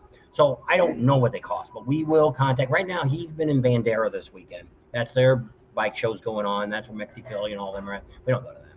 And they're going to Arizona Bike Week after that. Yeah. They said this is going to be the biggest Arizona Bike Week ever, as I saw. Well, I think Cave Creek is really like kicking it up. What are they going to do? They got no more ground. Unless the rodeo is going to give them some place there. Cave Creek you can only get. Maybe they wouldn't Cave open Creek is like going to, what's that, Sindora. That the fancy place in Arizona. Sedona. Sedona and Cave Springs is very similar in the way, not so much of the fancy rocks and stuff, but the kind of people. It's kind of a uppity-do area. There's a lot of fancy homes and stuff around that and stuff. And there's not. It's the whole town's probably not even 2 blocks long. When you come around the turn there, and there's a bar on the right-hand side, and there's a restaurant there. Bar, restaurant, another bar. That's it. There's nothing on the left-hand side. Well, there's that Buffalo Chip. I've seen the Buffalo Chip might have been closed. Buffalo Chip used to. No, that's been closed. It's been closed when we went out there the first time. That's the rodeo place. But maybe somebody got Unless it, they decided 20 years ago it's been closed. They haven't been doing it. I think the It's first never time we been- went up there, it was open. No, it wasn't. It was not open. But we'll see. I don't know. It is Billy Idol there. We'd love to have seen Billy Idol. We're not doing it because we're not gonna. It would have cost us $600 to fly back there round trip, and then I would have had to get a hotel. We probably could have got a bike to ride, and I'm not gonna make. I barely made enough money to pay for the gas for Daytona here. There would be no way I'm gonna make it in 4 days. I'm gonna make money to justify that expense of going out there. Very small pieces of metal in the magnetic drain screw of my training. Is that normal? Well, I guess tiny Well, bits. you're always going to get something on your drain plug when you pull it Inflate. out. What you're looking, well, it's kind of hard to say. If it's bigger than that, Put it on your shirt. that's not good. Now you could be having. Now I end up having my transmission bearings going out. So the way that we had to find out the transmission bearings or not was he put it on a dyno with the wheels turning in the back. We could listen with the stethoscope, and on one side it sounded like the bearing was going to come through the side of my transmission, and on the other side it wasn't quite as loud. So we knew one bearing was actually shot in my transmission. That's only up to 27,000 miles. He says small. Small little. You're always going to get Shavings. Yes. You're because things wear. So you're going to get stuff on it. It's when you look at larger pieces of metal. Maybe I'll get Amsoil Adam and take a couple pictures, and we'll put it. Maybe we'll talk about it, or we'll put it in a video and show. He's probably got some chunks that he's picked up. It's usually what you're looking for is things that like on a gear, little pieces of metal start coming off, which is going to cause it to. But you're always getting wear. That's the reason you put oil in your bike. You're always going to get wear on your motor, on your metal parts. So little stuff is normal. Normally it's more like a if Like it's bigger than sawdust a splinter, long as a splinter. Typically it should almost be like when you wipe it off, it's almost like a dust. Sawdust. That's not sawdust. It's more like a metal shavings, but it's like if you wipe it off. Normally, You used to on cars too. When you pull the drain plug out, you'd wipe it off, look at the towel, it'd just be black. There really wasn't, I couldn't really rub my hand over it and get stabbed by something. But I mean, it could be, if it was as small as a splinter, small splinter, then that would be pretty normal. But anything bigger than that, like if it was a big old chunk of wood got in your hand, that's pretty big. So that would be, take a picture of it and send it to me. I'll tell you if it's me. Put it, compare it to something. So he retired from the gas company. He was an energy tech. That's the last job he did, but he's been many things before I've been that. most of my life, which is somebody, well, actually Rod King said that the other day. He said, you really should have an automotive channel, right? And I'm like, yes. That's my background, is over 30 years I was in the automotive business. I was an auto mechanic. I could rebuild motors. I never rebuilt a transmission. Put clutches in, overhauled motors. If I had a 66 Chevy with a 396 big block in it, with a dual or with a 4-barrel Holley double pumper on it, there's nothing I could not fix on that engine. Nothing that I would have trouble with changing. Installing the headers on it. I can tell you about pipes. I can tell you almost everything about. Now, I'm not real good about, like, if somebody says, well, what rear end would you have in here? I'm not real good about that. I'm not good with numbers. I have to go and look things up. Like if I'm looking for specs for something, like, hey, if I want to make a motor do something, hey, I got a 396 and I want to see how far can I bore it out. Well, I got to go to a book and look at that. I don't know what it is. And I have to look and see what pistons go in there and what rings go on that, because I can't remember all that junk. I've always been that way. I'm not like somebody says, well, what's the torque on that? Hell, I don't know. That's what a book's for. Well, back then we had books. Now everything's internet. But I mean, back then everything was, you had a Chilton book. I had motor books. I had motor. Chilton books are crap. I used to have they're big giant brown binders. I had a whole wall of them. I forget the name of the company that made those. And they weren't cheap. But they showed you a lot more stuff and were more detailed. Now, today's a whole different story with YouTube and all the stuff and specs and stuff. There's so much great information. But if you're watching a video and somebody tells you what the torque is, you always want to look up that stuff for yourself. Don't rely on somebody saying, well, the torque is 35 foot-pounds. Maybe it is, maybe it ain't. Maybe he's wrong. Maybe it's a different bike is 40 foot-pounds, or that one's 20 foot-pounds. Normally, a few 5 pounds either way, probably not going to make a big difference. More like you're going to break it off than you are going to. But things are torqued because that's what they figure that the less likely it's going to come out. So that's what I did most of my life. I sold Mac Tools for a couple of years. I've been a service manager. I've been in the parts department. That was my first job. In high school, I worked at the Ford dealership. Tires. Yeah, I sold tires. I sold Goodyears, Firestones, Toyo tires, Pirellis, tractor tires, four-wheel trailers, swamp tires. I've done all that stuff.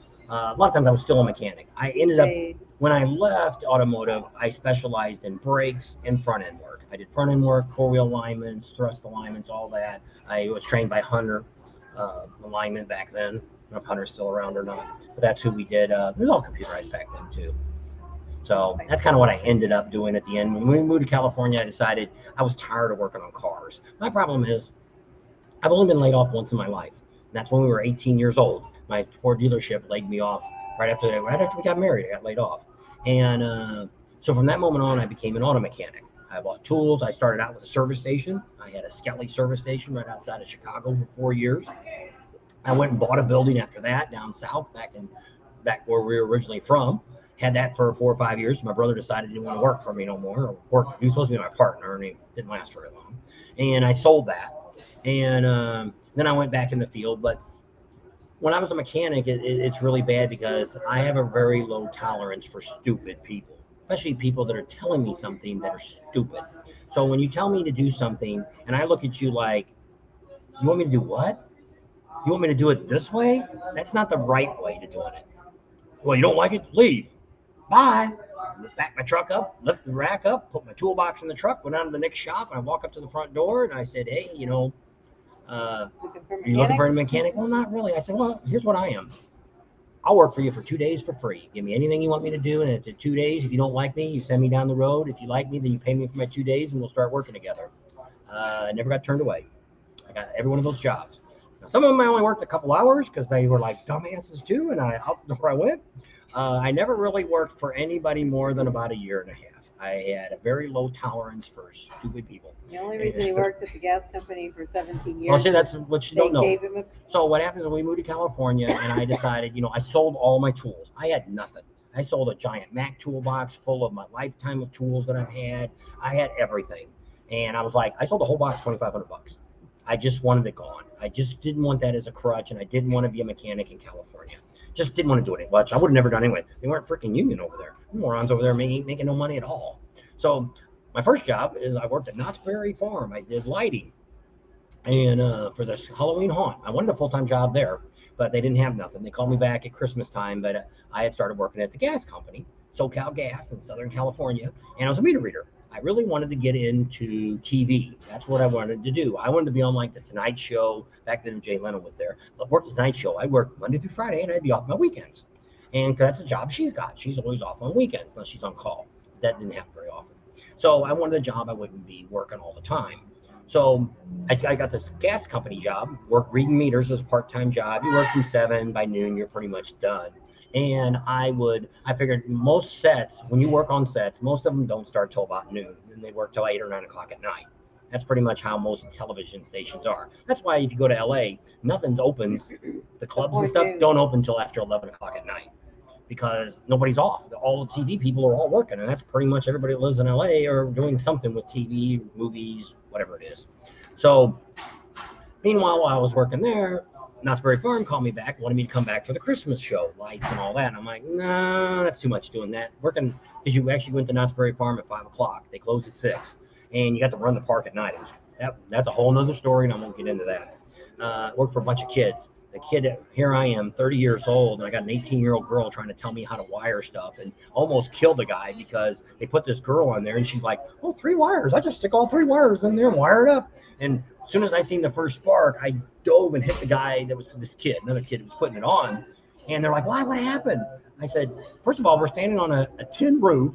We're attaching it to a steel bar. And when I seen the spark fly, something's wrong. So what the stupid girl did is she took the green wire, which is your ground, and she put it to one of the hot wires, and then positive wires, common wire, whatever you want to call it. And the girl goes, I don't know. Do they have to go a certain way? No, unless you want to kill us all. So, a whole nother story. It looks like Sunoco makes Harley Davidson oil. That's what you know? I just looked it up. It says Sunoco. No, which it is. There's only a couple oil companies that make all the oil. So it's not uncommon to now AMSOIL Adam will tell you a lot different about oil. He sells a synthetic oil. Don't forget to vote for Neil. Somebody I actually just talked to the other day said even AMSOIL oil is not 100% synthetic. I don't know. I'm not going to argue with Adam. He says it is. I actually don't know if one was 100% synthetic too until I talked to him, but don't know. So I ended up getting a full-time job as a gas technician for the gas company. Did that for 17 years. I got a little truck in the morning, got in my little truck, and they give you a route, and you were a customer service guy is what I did. If somebody had a gas smell in the house or outside, I'm the first responder. I have to go to determine if it's our stuff that's leaking. I have to call the crew out, or if some moron hit it we had a lot of gardeners digging stuff up that they shouldn't be digging. Hit a gas line. All the gas lines are plastic out in the street. Hit that, and gas is blowing. I got to cordon it off. Got to make it all safe. Got to work with the fire departments and the police departments, which is always great because when you're at fire departments, there'd be 20 trucks out there, and you pull up, and they're like, "What do you want us to do? Get the hell back." That's what I want you to do. Get the hell out of the way. Gas won't ignite unless you make a spark. Don't be doing anything stupid. And so that was another story too. So I did that for 17 years. 3 of the years, I was a full-time union president. Big SoCal Gas is a big company, 5,500 employees, and I was president of that for a while. And I dealt with Sacramento and all those politicians up there. I know that. That's why we don't talk about politics. I know way more than I ought to know. And a lot of it you might already know and know it's true. They're all a bunch of crooks, no matter who they are. But so that's what I did. So that was a technical job too. We worked on furnaces, water heaters. We would change out the burner compartments on the new water heaters, change those all out. Because in California, we used to do a lot of work. We used to fix stoves and all the stuff. Well, contractors all complained, oh, they're taking work from us because they'll call the gas company first because they're honest. That's why. So because we let you charge too, you can just stick it on your gas bill. So the burner kits, in California, if you don't have hot water, it's a matter of life and death. So we come out in emergencies for lighting up water heaters. And so the burner kits, you pull it out, those little piezo lighters, they won't light. We have kits for those, or take the whole burner kit out. I don't know if they're still having problems. It's been 3-4 years now since I've been working there. I did that until I retired, and now I do this. So now you got a quick rundown of my life. Her wasn't until we were married 10 years, and then she decided to be a radiation therapist, and she did it for how many years? Almost 30. Holy Jennifer Jupiters. Long time. She didn't work in the same place either. No. She bounced around. Mine was about 3 years. But when I went to California, oh my gosh. It's not too long. Yeah. I worked there 17 years too. We both, when we got to California, we stayed at that job. So, but she made big money back then. We did both of them. Remember what people say about California? No, I don't know how it goes. Like my company now no longer gives pensions. They give away cash balance, which isn't a pension. And so I got it. I was there 4 or 5 years before I got rid of the pension. And so a lot of jobs don't have that. With the job she made, people came in for a quarter of money that she's making, what she was making when she left. And I made really good money. Well, we were union. So we made really good money, and that's how we got to do what we do now. Bought a trailer, got a truck. I still have our house at home. Got the shop. Yeah. And are we rich? No. We make enough money to get by. That's about it. Yep. So, people on? Hour and a half. Hour and a half. 60 people. It's been about 60 the whole evening. So, not too bad. No. So, nobody's asked any questions. They were. But you were Overwhelm you? Well, no, I think a lot of them are talking amongst themselves too. So that was the only question, was who made Harley Oil. When I looked it up, it says Sunoco. So I don't know. You got that. Oh, and I gotta get out. You need to stand up anyway. I do. You just stood up a minute ago and you I got your know. soda. Well, I'm sorry, but I A got. goose her a little bit. That'll get her going. Goosey. Now they got nobody. The wire's going to talk to you. You slide over. Then you'll see your spot. Oh, I sat too long. Yes. So, if you didn't make it on and you just got on, the first guest we had on was the Badgers, Angie and Sunny. My necklace is gone. There it is. And they're planning a Route 66 ride right after Milwaukee 120th. They're starting right near Chicago, right outside of Chicago in Pontiac, Illinois. And they're going through Route 66. They're going to take a week, and they're going to end up in Victorville, California.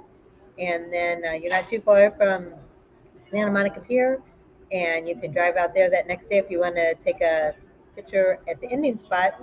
And then Pontiac isn't too far from Chicago, so before you get to Pontiac, you can stop in Chicago and take a picture of the starting point.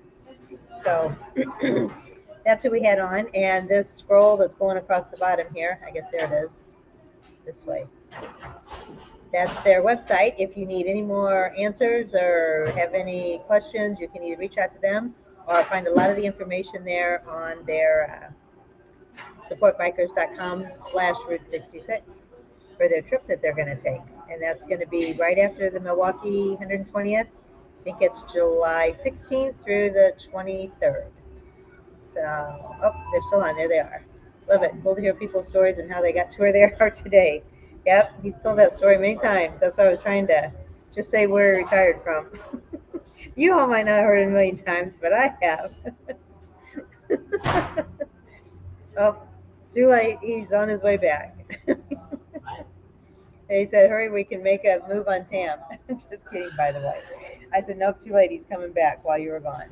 She tells me after I'm dead and gone, she don't want nobody else. That's what she says. So I went straight from living at home with my dad to living with him. So, like, you know, some people go to college and they have their fun time and their me time. So if he ever dies before me, that'll be my me time. If not, I'll have my me time in heaven. Hey, what's going on? How's your guys' day? It was warm today. 92 degrees. That's just when I looked a while ago. Doesn't mean it might have been hotter today.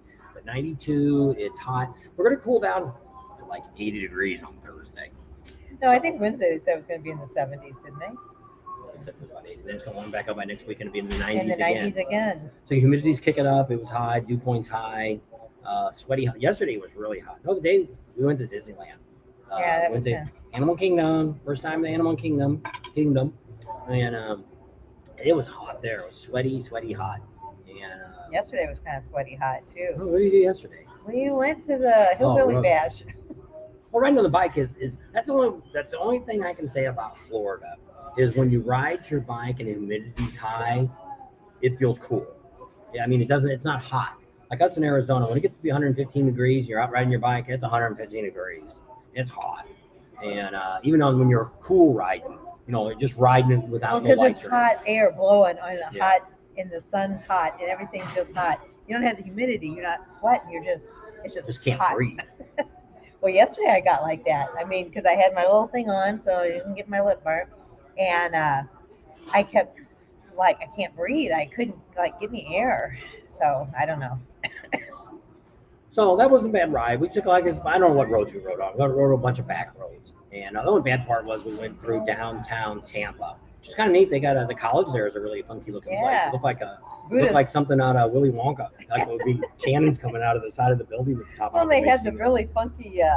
Kind of like you were Arabic or something. Yeah. Like a temple. First we thought it was a temple, and then we figured out We've it seen was the the sign. university. But I said it kind of looks like Willy Wonka's chocolate factory. Yeah, here on my face. Yep. And so we did that yesterday. Went through there. Always wanted to go, which we didn't have time to do. You didn't even mention nothing about eating at the Quaker State place across the street. I thought of it when we were getting there, but then we went, and then I forgot we wanted to eat at the OCC place. That's right, because we had Gator gator. bites. Good, Oh. just as good as the last time we ate there. Except the first few I had Hamburger were really wasn't. The fries were spicy. wasn't very good, but the hamburger was all right. But I don't know. I was fine with the gator bite. The first couple I ate, well, I think they had that. I can't think what it's called. You put it on fish a lot.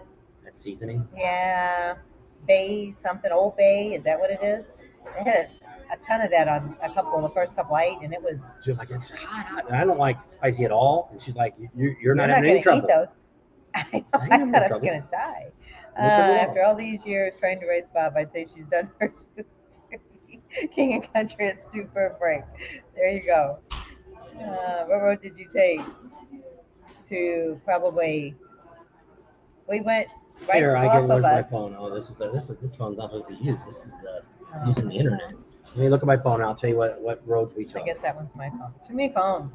To So what we did Tampa. is we went up to 27 and we make a right outside of the campground. We get on that road. What's that road there? You always said there was possums and stuff on the road. It's like County Road 426. I don't know. Distance, directions to Clearwater Tampa. without using Highway 4. Using your glasses. Well, you switch spots. I know. Just trying to look at. You wear long sleeves in the heat. Supposed to be cooler. We had jackets on all Yeah. the way there. Going out there wasn't bad. The ride out there. Coming back, like I said, I didn't have my jacket on, but I had my helmet. Directions to And Clearwater your hair. It's like without using Highway 4. my hair was stuck to my head, and I didn't want to wash my hair till this morning, so I looked like a goomer last night. Have to come back for Gasparilla. I don't know what Gasparilla is. I wear long sleeves and rather than sunscreen. Yeah, that's what we found out too. Being in California and Arizona, if you wear a long sleeve white T-shirt because the white reflects the heat, you're a lot cooler than wearing the sleeveless shirt. Yeah, and then you spray sunscreen on, and then you're all sticky and sweaty, and ugh, it was a mess. Don't like the greasy feeling. Yes, it was yucky. No, that's a lot weird. The 597, we were on that. Gun Highway, we were on that 582. I remember seeing that. It was great spending time with you both yesterday at Burt's Barracuda. Yeah, we got to meet Road Wind Therapy, so check her out if you haven't already. She's a cool person to see, and she does all this She's all on retired her too. own. Yep, she's on her. We She got doesn't on the look like 19 she's old enough too. to be retired. Yeah, the 19 But, we were on. Great That's person. something road. Check her out. Yeah, I didn't film much because there wasn't much to see. I got a little bit of video going there. When you drive over into Clearwater, you got that big, like a bridge there. It's a mile long or something. I filmed some of that going both ways. But other than that, there really wasn't a whole lot to film. So I don't have a whole lot. But we did ride the bike all the way over and all the way back because everybody wants to know, you guys have a bike? Yes, we do. I know. It's, a lot of people ask that. It's like, do you guys really have a bike? I don't know. But I Yes, see that too. Some of these other guys that do YouTube Hawk Towers. that I know like Prime Cut Pro doesn't have it, and also Documentary, but they originally weren't a motorcycle people. They weren't originally doing They rallies. did like Girls Gone Wild. Yeah, did more beach stuff, mud. Now they do have an off. They have a. He's got a truck, and then he's got a UTV or whatever it is. They go all road Going with, down the wrong way. and so they go to mud runs. They take that. We've never been to Bach Towers in Lake Wales. Where Lake Wales is at. It says that they were first time there yesterday, and they actually have a lot of hills and curves there. We'll have to look it up. Well, somebody said they thought Claremont had a lot of really good rides. Not that I know of here. Well- There's some nice little roads to ride on, but I mean, it's, The road's kind of like it's, you know, there's hills little like that. hills. Yes, there's little hills. Like going out the driveway here, that kind of hill. When you go, it's you don't see it going up. Oh, you're nuts. Yeah, but the road just goes like this. But you can That's see it not a hill. ahead that it goes down, and then you'll go up, and then it goes down. Can we make it be like a roller coaster? Not that Well, close then it's not together. hills. We used to ride in Missouri, it was like that. Oh my gosh! And I used to like that, but I can't do that anymore. We'll have to look that up. Bach Towers. I might have to call you and ask you that again if I can't find it. Ever chaps. We wear chaps. Is that what you're And asking? I can't wear chaps. They just don't fit around my legs. I can get the ones that are jumbo size, but then I don't know. Yes, we've worn chaps, and when we travel like to Sturgis and stuff, we used to ride. We wore our chaps. If it was cold, we put them on. Normally, no, we don't wear chaps. Like if it's just normal weather, we're not going to have them on. We don't wear leathers at all. We have leather jackets at home, but I don't know if we've ever worn leathers on a motorcycle ride. Now we do have some of those like racing jackets. It's got the rubber thing and rubber shake. We took all the rubbers out of them for when you slide and stuff. So we do have that. We do have full face helmets too. We wear the half helmets is what we wear most of the time. We got the full face here. The only time we wear a full face is if it's really cold outside or if it's raining when we leave. We'll put it on. The ones we have I now still got the use an flip down Atlas. shield about halfway down. We do have an Atlas in the truck, and sometimes I like to use that too. We got that trucker one. Where's that at? Because with the RV, like if we wanted to take a back road and you don't know if there's a low thing, it gives you the trucker's guide, so you know there's no low lying bridges or anything that we can get through with. Holy cow! Everybody's talking right now. So yes, I still do use an Atlas occasionally. I like maps. She don't like me picking up maps. I tell you here, I said, where's the Florida map? I'd really like to see the Florida map. It's probably at home in the box with the maps. With 8,000 other maps. 50. Well, No, we need 50 no, maps, 50 we've states. probably got 4 or 5 of each state. Well, you only need to bring along the ones. I bought And the then real you bought fancy some, ones. yeah. Well, years ago, I bought them at They were Harley, weren't they? No, it was from the international that show. We bought them in Long Beach International Motorcycle Show. One of the first times we went, they had They're in this a thing, little and leather packet. they're plastic coated. They fold up like a regular map, but they're all plastic coated, so you can draw on them, you know, with a grease pencil or something, and you can wipe it back off. So they're really neat maps, but we've never used them. I think I got a California one. We probably could have used it. It's in my Yeah. drawer in the office. Highway 27 and 60. I don't know if we were on those two or not. 27 sounds familiar. It's 27 is what we're on. Rolling Hills. That's what they are. Rolling Hills. Was Disney crowded? Howie in the Hills was a hit, by the way. We've been through Howie in the Hills. What is that? That's the back way that we go to Leesburg. Remember that one time we went? Oh, around that lake, Yeah. Well, not really. It was from here to Leesburg, going out to that place where we ate at. maybe. We came back that way. Is that the name of that place that builds the airplanes? Is that Holly No, Hills? that's Trevis. If you go through it, you'll see. Because there's also, I think I call it Howie in the Hills, the pizza place. And when we went through it, I was thinking, wow, this must have been where it originated. It's not Howie in the Hills pizza. It's just Howie. One of my favorite trucking days, but it's about 3 inches of dust. Those maps and atlases. Thank you so much, Bob and Tam. Thank you. Yes, we'll see you Tuesday. And don't be shy about texting me Tuesday morning to remind I have no me. idea. We could be in Daytona that day. I don't know. I don't know what they were going. But yeah, so yes, we'll see you on Thursday. We're going to be with Road Wind Therapy and a few others on the Support Biker channel. Tuesday. Tuesday night at 7. Is that what she said? I think she said 7. Rich was a Snap-on dealer. You were Hey, a there you Scrap-on dealer. Snap Yeah, on. Scrap-on. They used to call it Scrap-on. I can't believe what they're selling toolboxes now for. The other day I seen like $40,000 now for a toolbox, one of those big ones. I'm like, oh my gosh, I can't believe it. I guess I paid $3,000 for my bottom, my big Icon box. But I don't know. I just couldn't see that. Heck, when I sold the boxes, they were, I don't know, were they $5,000 for the big box? I don't know what they were. I don't know. Oh, there's some more there. Don't forget the like button. Yes, Redwood Therapy says what time on Tuesday? I don't know. I've got it in my phone. I think she said 7 or 8. That's not my phone. Must be 7. So in your time would be 3 o'clock probably. 3 to 4 to 5 to 6 to 28. 7. No, you'd be 2 o'clock if it's 7. 8 o'clock. It's on 8 o'clock So it's Eastern 3 time. o'clock your time. So It'll be on YouTube for a short bit, but it's mainly on Facebook. Because they want you to join their group No cell signal. to That's get the rest true. of them out. That's why I have it. Well, back in the day, before these things, I always had the map out, and I was We used telling to them go where to St. Louis. We used to go to California. LA. We used to go to all the movie theater, not movie theater. We were on a lot of TV shows, not on the show. We were in the audience. We've been on, I don't know, a dozen or more different shows, some of them a couple times. So we'd be zipping through LA all the time. That's it. And she'd be on a map, and she'd be like, because if you know anything about LA, the 405 is a parking lot. It's actually going backwards instead of going forwards. And so all the highways, so she'd be looking at the map going, make a right at the next street. 3 blocks down, make a left at the next street. Turn here, turn there. We went through some bad neighborhoods. We were in East It didn't LA. tell you what kind of neighborhood it was. It just, I knew the street went through, and we were trying to get to the next set as soon as we could. And so.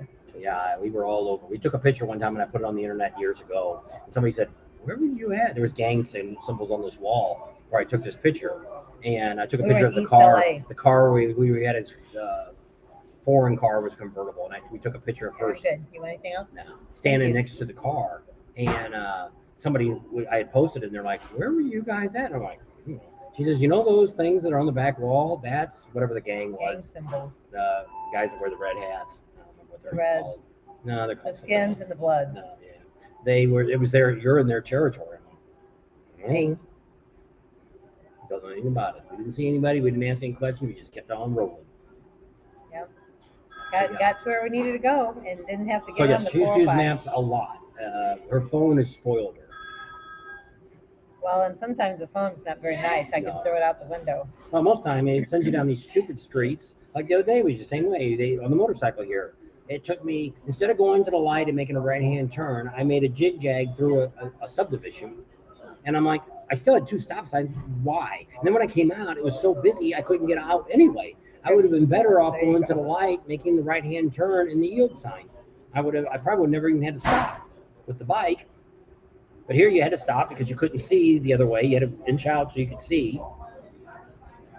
I know. Oh, well, it's funny because I'm looking at it. I get it bigger to make sure it's actually going to take us where we're wanting to go. And then it'll say, you can get off this way. And it shows you go up, over, around. And it's like, it'll be 3 minutes longer. Well, why would I want to go off, up, and around when I could just go straight and be done with it? There was no road closure, no nothing. Well, we were going to come home on the 4 yesterday. So she's like, well, we just go on the 4 and get back quicker. We probably were there on 2 minutes and it stopped. And we're putting along. And she goes, well, maybe it's better to, because I still left the GPS. I use my phone because on the my bike's too old. I don't have the Apple apps and all that go on my radio. So I had to, so I was using my phone with the Waves, and I already had it on the route of no 4. No highways. So when the next exit, it already took us back, was ready to take us back off and get back over where we were at. And It said maps and ammos equals no issues. that's right. I was going to take the gun yesterday, and I didn't do it. I was going to try out that new holster. Which one, Steven? No, the one that I put in my box. The Rick Rack Oh, one. the Rick Rack one. We got to do all those videos I think too. I just do one video on all the stuff Rick Rack sells. What do you think? It'd be a lot easier. It's true. Show you all this neat stuff Rick Rack sells with their name on it. So, Ryder X, are you still on? Did you try your mount thing yet? Good night, all. Heading to meet her daughter. Thanks again, Bob and Tam. You're welcome, Mama Badger. So, don't forget, if anybody wants to thinking about doing a Route 66 trip or you're interested in it, go down here to the scrolling supportbikers.com/Route 66 and get all the info you need. Find out when they're going and do it. And they're great people. Like I say, if you didn't hear earlier, they were actually the first YouTube channel that found us. I think it was right after Sturgis. We went. I think it was Oktoberfest. Oktoberfest. We had done Sturgis that year, and the next year we were down. I think it was at the Beaver Bar or something. Destination Daytona. And they're like, "Hey, you guys are Bob and Tam, right?" And we're like, "Yeah." And they go, "You got a YouTube channel?" And we're like, "Yeah." We just kind of started it, and they're like, "Well, we're the Badgers." Well, we didn't really know who they were. And they're like, "Well, we're a YouTube channel, and da da da. We also do. We're really big. They're more big into Facebook." And they're like, "That's where we make more money on Facebook than we do messing with YouTube." And I'm like, and so they've got a very unique thing to where they've got a sponsorship through, I think it's an attorney that they're doing it, and that's what's made them to where they're able to. They do this full time. That's all they do. So they do a lot of traveling. They do a lot of meet and greets and stuff, and they help Get a people lot of out. good and information. it's kind of they're very unique people. We don't really get to talk to them as much as we would like to spend time with them. They're actually, when we go to Port Charlotte, they're actually right down the street. So hopefully we'll get to maybe meet up with them one night if they're around. Sometimes it seems like that we go when we're like, oh, because like we like to watch Adam the Woo. Well, we don't watch him much anymore, but we thought, well, we're right here in Celebration. We can meet him. Back now. And he was gone. It's out of town. But I don't know. We'll see. We still might run into him somewhere along the line. Daryl Else is on. He says Pating. I didn't start out the video that way. You didn't. You're going to have to end it. You were. Nobody said anything about me doing it every time. No. So tomorrow's video, we got to do the intro and the exit part yet, is we're going to show you a great place that paints parts for your bike. If you want them Harley color, or if you want to have a complete bike repaint. Now, they don't do any of the fancy airbrushing or anything like that, but if you see a bike that was a Harley, came out of the factory, they can paint your bike look like that mine. They could redo my bike if I wanted the two-tone orange that was on the Harley a couple years ago. They can do that for you. They're very reasonable. They are the ones that sell the interfering kits. And so we actually stopped at their big store, warehouse, paint shop in Jacksonville this year. I forgot all about the video. Ahead of time. Just waiting for it, beginning and ending. And it's ready to be put up for tomorrow, so we need to do that. If it's still light, we'll do that. I was thinking about stopping on the road when we were coming back. I think it's a good place to stand in front of. In front of where? In front of something. I don't want to stand in front of a Pizza Hut and do a video on it. I had said this morning we need to stop and do that. You want to do that before we leave? I didn't want to do it in the trailer park. Well, could have done it out there when we were hunting gators. That's a gator hunt. I don't want to be in the same place we did gator hunting. We got to see some live birds. Seen a turtle. A couple turtles. Yep. We did. A lot of birds. There's a bird lady. I should have filmed her. You might have thought she was a chicken lady. Chicken bone. She was a bird lady. She was like that. You ever see that Home Again? Home Alone, where that kid's at the park and the bird lady? We met one. Well, we didn't meet her. She was there today. She came on a bicycle, and man, the bird just flocked. She had one of those things you put the ball in and throw for the dogs. We got one of those sticks, and she had that. And I'm thinking, what the heck? She had that? She's got a bicycle. She rode up on a bicycle. She's got baggies on the handles. She got gloves on. She got a mask on. She got a scarf and stuff around her head. She had a dress on, long dress. And she had this little bag. And as soon as she got off the bike, all these birds jump onto her bike and start getting in the basket and stuff, looking at stuff. But all these birds, as soon as she pulled up, it was like the bird lady from that movie, the Home Alone. And when he was in New York at Central Park. I'm like, look, it's the bird lady. I should have filmed her. She might be in the video. I'll have to look. I don't think I put her in there. I should have done that. I said, look, instead of the chicken bone lady, we got you that bird lady. She said something to her, but I don't know what it was. Well, we walked by and she had her back to, and she's like, "It's really hot today, isn't it?" And I said, "It sure is." He's like, "What'd she say?" Putting some zombie X on you. You're a bird. You're a bird. And that is not one of my favorite animals. But she must have had 500 birds come flocking around her. The whole time she was walking, it just. It was something else. Well, you only seen that in California, man. Apparently not. Either coast, I She's guess. probably down there. When we tell you where she's probably down there on a regular basis. Probably go down there every day in the afternoon. She's probably out there. Yep, because the birds definitely knew her when she pulled up. My grandma used to do that. She used My to. mom had the birds too, but she didn't stand out there. Never had the birds. Well, she flock would. around. She would take she'd always made my grandpa biscuits and gravy. And she would take the biscuits that were left over and she'd crumble them all up and she'd throw them. And she had a little tin pan and she'd hit the spoon on the back of the tin pan and clink, clink, clink. And the bird just came down and ate all the biscuits. Just threw stuff out in the backyard and they came and ate it. She would hit the pan and they'd come. It was like she was I calling the think birds birds. can hear. Yes, they can. Because you ever have a Bob White? And he does it back. That's my Can't extent whistle of either. whistling. She can't whistle either. So anyway, People are writing you. did you get your interfering painted? Does it worth it to me? People can never see it. His is a CBO, so it came painted. But Did you her- get mine? Yes, her first bike was black. It was that flat black. And now we paid Harley to do it. This is back 15 years. Well, when she got her 14. 2014, so it was in 2014 or 2015, she got the new interfering done. Had it done by Harley. Spent over $1,000 for it. But we got a really good deal. We got a special that they had going on. But that was back then. You wrote a So, story, didn't you? But that's a whole nother thing. We won't talk about that. That's the whole explaining that. So she ended up getting that, and did you like it? Mhm. It was well worth it. So it's, Well, it's just his- class. Well, see, mine is real. My bike is two-tone blue, and they took the interfering is the dark, so it almost looks black, but it's glossy. But I would like it a different color. I would have liked it my lighter color than blue, but they can't get they can match CBO colors, but they don't have CBOs. That color is CBO colors are not given out, but all their other paint. When you watch the video, there are Harley paint cans. They buy the paint from Harley Davidson to paint your parts, and you'd be surprised how many people, all the people that are at rallies that have painted parts, they paint majority of them, like 90% of them. Right. Now there's some junk stuff that people are selling out there. They're not doing those. But like Joey, all of his fat tire kits, if you get a painted fender, Fairing Exchange is painting it. There's a whole bunch of people like that. Clockworks has all anything that they need to have painted is painted by them. So they're very well known in the industry as being quality painters. And they'll paint like, I think I know the price. Under $4,000, they'll take a normal ultra classic or limited and completely repaint it, take it apart, paint it and everything. You can do 2-color paint, but they're not going to do any fancy, flames or anything like that. They don't do that. They just do straight painting. But their paint jobs are as good, if not better, than factory. We didn't talk about what happened at the shop that got finished. Oh, yeah, I was going to say that. I was in the bathroom. I'll talk about that. We got the fence all up. If you're on Patreon, you got to see pictures of it. If you're not on Patreon, you didn't get to see the pictures. With $3, you'd see the pictures.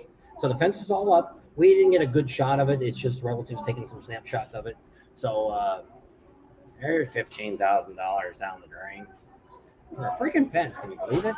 And who had to have a fence? Well, I wanted me to break in if I decide to store trailers out there. Make I extra money. didn't think we needed a fence. That would save us $15,000. Needed a fence. Keep my stuff inside. We got very protective neighbors.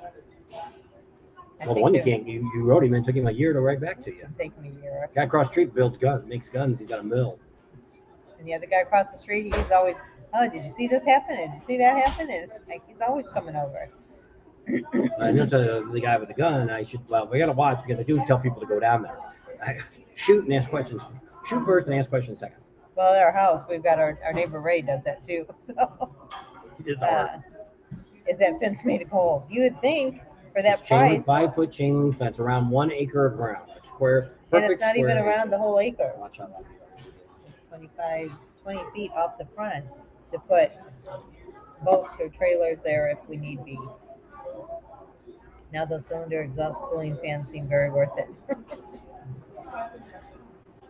Yeah, those alien probes.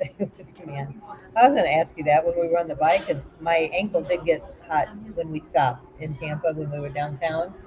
But People say that is not uncommon to blow. It seemed like when we were driving too, my my calf was getting warm at times, and I'm wondering if that's because it's blowing the hot air. across. Yeah, that's Well- why I feel it. When in idle, you feel it. Well, because I think I noticed it because the pants I had were a little bit shorter, so I was bare skin. Adam has said that when people have complained, the passengers have complained that their legs have gotten hot. But since ours is air cooled, that's a radiator, right? You never put water in there or check that, or it's got antifreeze in it. I don't know. I just, When I changed the water pump, I had to put all new stuff in. but I mean, you don't ever. I mean, I guess It'll in a tell you car. if it's low. Oh well, all right. Does your little gauges tell you that? Tell me it's getting hot. Rider X, the Badgers ride then. I'd love to. He don't get along well with any longer. Yep. Neil's our official Pating snowman, and he does not do heat. And it can get hot going across that area. So, So is Rider X? Oh, Rider Rider X X is. was thinking about going. Oh, okay. on the Neil's ride. asking the question. So, yeah. Rider X is always looking for something to do, so that's why he's. I think he will like it, and I think Angie might like it too because it's not Well, a the only rally. problem that you have So is she they're might like coming it. clear across the United States, but they have to figure out what are you doing after you're done with When California. you get to California. You know, well, there's a couple options. One, you could fly home and have somebody ship your bikes back to you, and wouldn't be too bad, or even just have it shipped anywhere, and then you could meet the bikes wherever they're at, and then bring them back home the rest of the way. I wouldn't. That's the only thing I look at is one for where we're at. We're not that far from California. We're only 250 miles from California. About 300 miles. Closer. Well, about 300 miles to Santa Monica, probably from our house. So to start there, which I really don't need to ride to start from there because we've already done all that. We can pretty much start in Arizona where we live and then head east, and that would be good enough. Just like there's Illinois, there really isn't nothing to see in Illinois. You know, if you're going to go through Springfield, you might see something there. Other than that, it's like driving through Wyoming. It's a bunch of freaking fields. There's not a whole lot of Illinois is pretty flat. There's not a whole lot to see. Rent a bike from Eagle Rider. Yeah, but then can you drop it off there in California? Can you rent one in Chicago and drop it off in No. California? So you could talk with Eagle Rider. You might get something done because their headquarters is in Los Angeles, right by the 405 airport, LAX. LAX airport on the 405 is actually where. Hotels. No, we went and looked at bikes there. It's Eagle Rider. It's just up down the street from the airport. We've gone there and looked at bikes inside there. And when I was looking for a used one, I don't remember. Guess not. It's on that road. We've been down that road a bunch of times. I don't know what else is there. But it's probably 5 miles from the airport is their headquarters. So you might be able to contact them and say, hey, I'd like to rent a bike from St. Louis to there, and can I leave it there? I bet you they'll work it out. But I mean, it might cost you more than you want to spend. It might be cheaper to fly your bike back. Because when we talked to them in Daytona, for 3 days, they wanted $1,200 to rent the bike. Insurance and all that kind of stuff. So you figure 6 days, if you double that, $2,400, and then they're probably going to charge you $500 probably to send it back. So you're probably going to spend $3,000 just to rent a bike. Then you got to add your airline tickets to it. So it just depends. Well, what you'd want to do. That would be my hardest thing that I would do if I was going to see me. It would be the same thing with us. We'd have to ride the bike all the way from Arizona to Chicago. They're about 50 miles from Chicago, 75 to 50 miles is what Pontiac is. And so we'd have to get all the way there. Now we're going to get on a ride and turn around and go all the way back again. That's the only thing that's kind of bad about it. Where if you were like Rider X. But if you're going to do like they did, because Rider X, then you could just do like they're doing, right up the coast of California. You can get that right out of the way, and then right over to Sturgis, get that out of the way, and then go home. You're looking at 1, 2, 3, 4, 5 weeks you'd have to take off because you're going to need 3 or 4 days to get to Illinois from where he's at least 2 days probably. That would be running tight. So now you're there for 6 days on their trip to set there. Going up the coast, believe me, going up the coast, you need at least 4 days to get up the coast. They're taking 2 weeks if you're going to do anything. We did it in 6 days. Real quick or not? I know I can't say it. Does your bike have that rear cylinder shut off at an idle? Yes, my bike no longer does that because I have love jugs.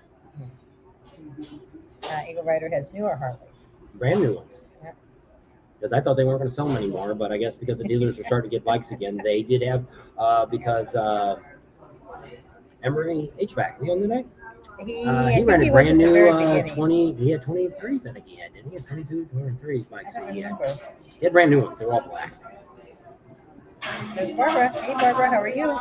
So that would be the only thing. Which somebody coming from the East Coast or anywhere east of St. Louis would be a good ride.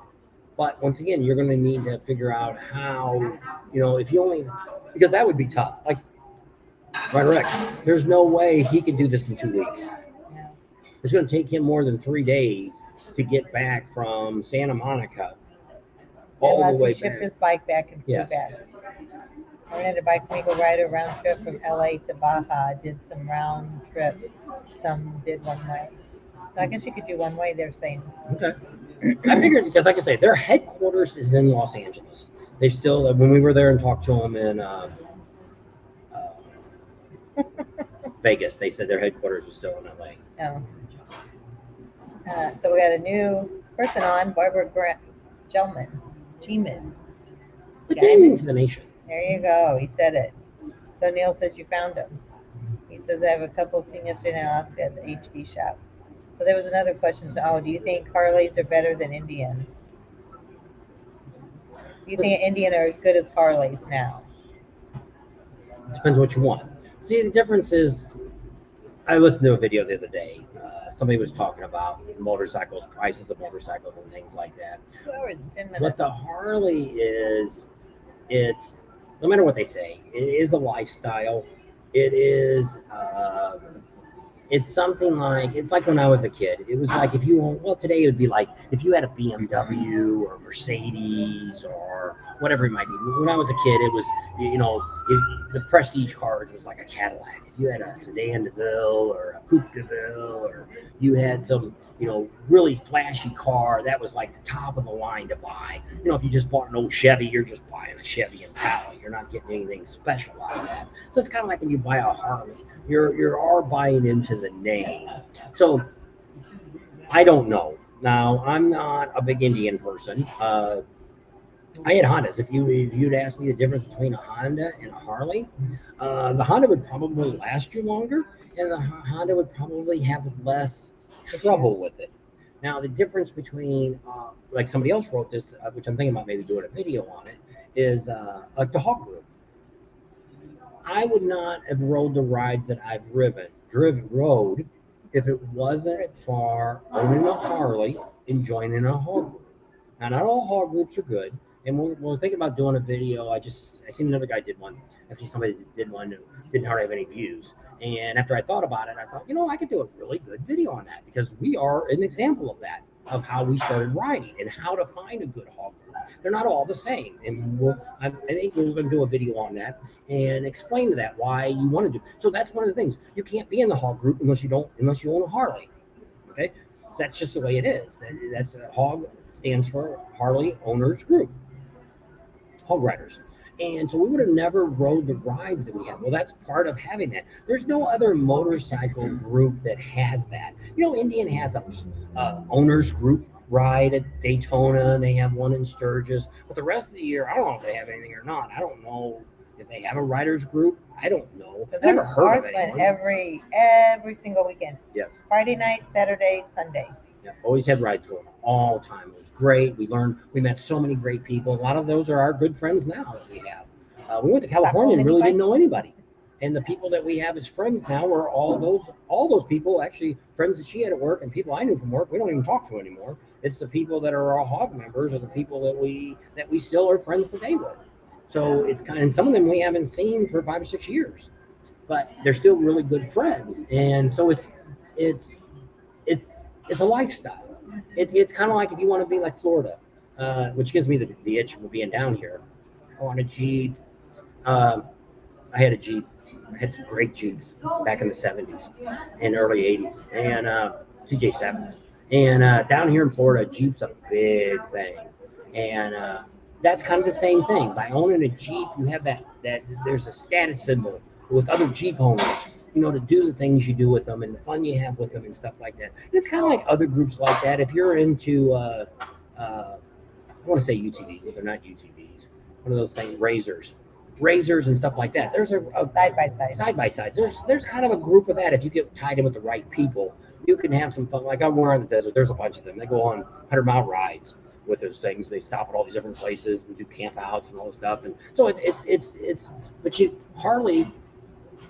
It's probably, I would say, if you go back to it, with which we'll talk about that again someday too, about the 2 fingers down. People always wonder, why do you wave to people or other Harley riders and things like that? Well, the 2 fingers down actually stand for 2 wheels down. You want to keep both tires on the road, keep 2 wheels down, and that's the reason you do the 2. And some people wave, and some people just put a handshake down, but it's really supposed to do 2 fingers down. Peace sign. No, Hey. it's 2 fingers down, 2 wheels, keep both wheels on the ground. And I imagine that originally started with Harley owners. Well, then you went back and seen like the old movies. You know, they had Easy Rider, they had the Marlboro Man, all these movies that used to come out in the 60s and the 70s. Marlboro Man rode a Harley? Yeah. I saw him on a horse. Look it up. Oh. Somebody have to use that phone. That's right. She's using the internet on here. Marlboro Man riding a horse. No, you asked for riding a horse. Oh, well. I said Marlboro Man. Marlboro Man riding a motorcycle. It was a movie. Mickey Rourke rides his. That's Mickey Rourke is one of the monkeys, isn't he? Oh, Mickey Rourke's that weirdo guy that he wanted to do boxing or something. He was on that movie that was about behind the scenes of Well, that like wasn't the original WWE. the Marlboro Man. I can't. Well, see you're that thinking she's thinking of Marlboro cigarettes. Yes. It's not the same guy. Wow. That's But there was what? a movie. It was Marlboro. Some of these people might be old enough to know there was a Marlboro movie. It was about a guy Wrangler owns by each other. that I think that bike's been bouncing around somewhere too. But there was always that, you know, the choppers and all that kind of stuff like that. And that stuff was always built.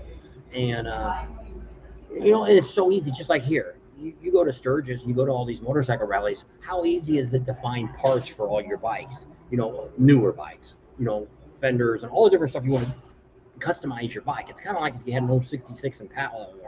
We have to find that movie. Who's asking that? They're all saying that that's what it is. I've never heard of Oh. it, never seen it, don't know what it's about. Over my head. What year was that? I don't know, 70s or something, probably.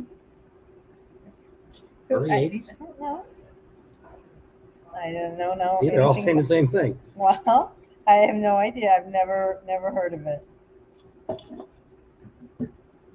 One of the worst movies I've ever seen. I didn't say it was a great movie. I just said it was a movie that came out about the Marlboro. But it's just one more thing. Easy Rider, a lot of people, when they probably seen Easy Rider originally, probably didn't think that was such a great movie. Well, look at the other one, Wild Hogs, you know, Oh. from John Travolta. I John know that Travolta and movie. all that. You know, that same thing there. Now, that's not real life, but that's, they rode on Santa Monica Pier. They were riding on the sidewalk there in Santa Monica.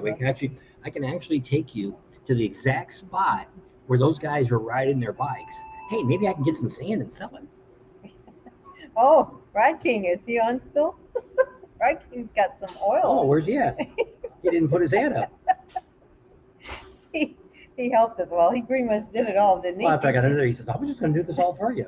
I took the drain plug He out. changed We our took the oil filter off. cars, and he says, I'm going to save this oil, and I'm going to sell it, Bob and TM's oil from the truck. Came all the way from Arizona. It went to Daytona, and then it came over here for Leesburg. It's valuable. He's got it in jugs. If anybody's interested, he can put it in baby food jars and sell it. We're going to put it on eBay, There you go.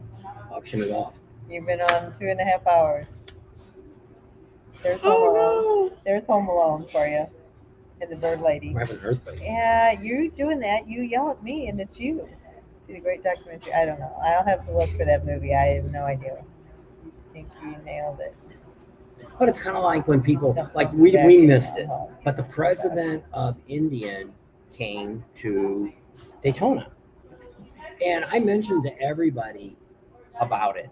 And if we would have said, hey, Willie G was coming to Destination Daytona, how many people do you think would say, hey, I want to go over there and see Willie G? Yeah. We got to see Willie G a long time ago. He was at the Love Ride. That's That was right. Willie G.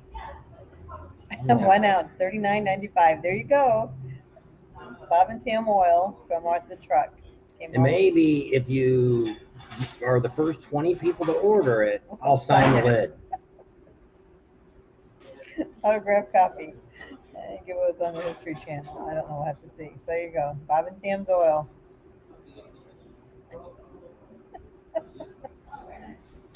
So we got a bunch of stuff going on this week. Hopefully sometime this week I'll get my video done I'll make total labels. on the Sons of Speed. You guys got to watch this video. Out of all the videos we're working on and done, well, I actually have another great video coming up after that. But this one is, people always say this to us all the time. When we're in Sturgis, Daytona and stuff, they're like, why don't you cover motorcycle racing? Why don't you do this? Why don't you do that? Why don't you do this? You know, motorcycle racing is what started all this. Why don't you do that more of that? Well, we did this video last year and nobody really watched it. Well, here it is. This is what started. This is 100 freaking years ago, motorcycle racing, and they're bringing it back to the Sons of Speeds. And yeah, the stands were pretty full this year, but I mean, there should be a waiting line outside. You can't believe the people. You know, the Monkey Man talks about that. Somebody said the other day, you got to watch what you say to the Monkey Man, because when you say stupid stuff, I'm not saying it's stupid stuff, but it's, you're not going to rile him up when he's on the channel. Usually he doesn't. Like the other night, somebody put on there, I was commenting stuff. We were talking back and forth, and we were talking about you guys were on there and stuff. And well, probably the longest I've ever been on his channel, and at one time watching it live. And but somebody wrote on there, oh, he calls you the Monkey Man. Well, he knows that because when I see him, I call him Monkey Man. So he already knows I call him that. It's just because the professional monkey, if you actually Google the professional monkey, it's actually been around a long time. He's not the original person that was called. I'm not even talking about YouTube, but so to me, he's just a monkey man. And but we were talking. I forgot where I was going. I was talking about him. Doing the Sons of Speed, and he was there. Oh yeah, and he was saying how it was such a big honor for him to talk to Billy Lane. Well, when you look at this video, I'm putting the names up. If you Google some of these people's names, just about everybody there is world famous people. It makes up, even like somebody like Billy Lane, makes him look small.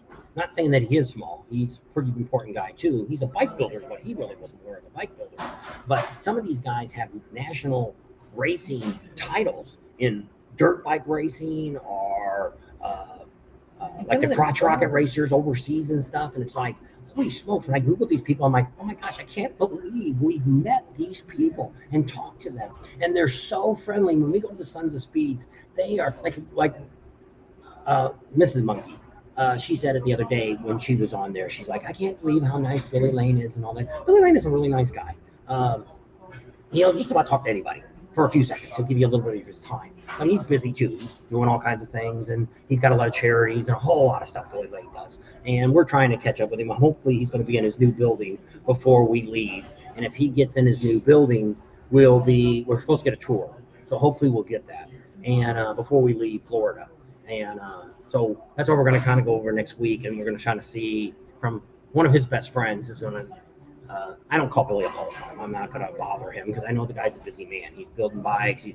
Billy's got so much stuff going on. He's trying to build his YouTube channel up, and he's got Facebook. And, you know, a lot of you may not know, Billy got into some serious issues a few years ago, and he's trying to build his career back up. He's paid his dues, and he's trying to do right now and do some really great things. And good for him. I'm happy for him. And I you know, we look at all these people when we talk to them is we appreciate every minute. You want a little bit more soda? Yeah, I'll take another Coke or Pepsi. Thank you. And they don't want to go on camera. And he's just a kid, boy. And but I'm not going to call Billy a buggy. We'll use this other guy to call him a buggy. He's his best friend. They used to be neighbors, lived across the street. They grew up together, went to high school together, all this stuff. So they're really good friends. So I'd rather go through him because when he calls him, he's like, oh yeah, hi bud, how's it going? You know, versus call him up and go, this is Bob and Tam. Yeah, what do you guys want? It means there's a cop ahead. That's what that means. Yeah. Show me your favorite sign. What does that mean? I have to pee. We made that up in our whole group.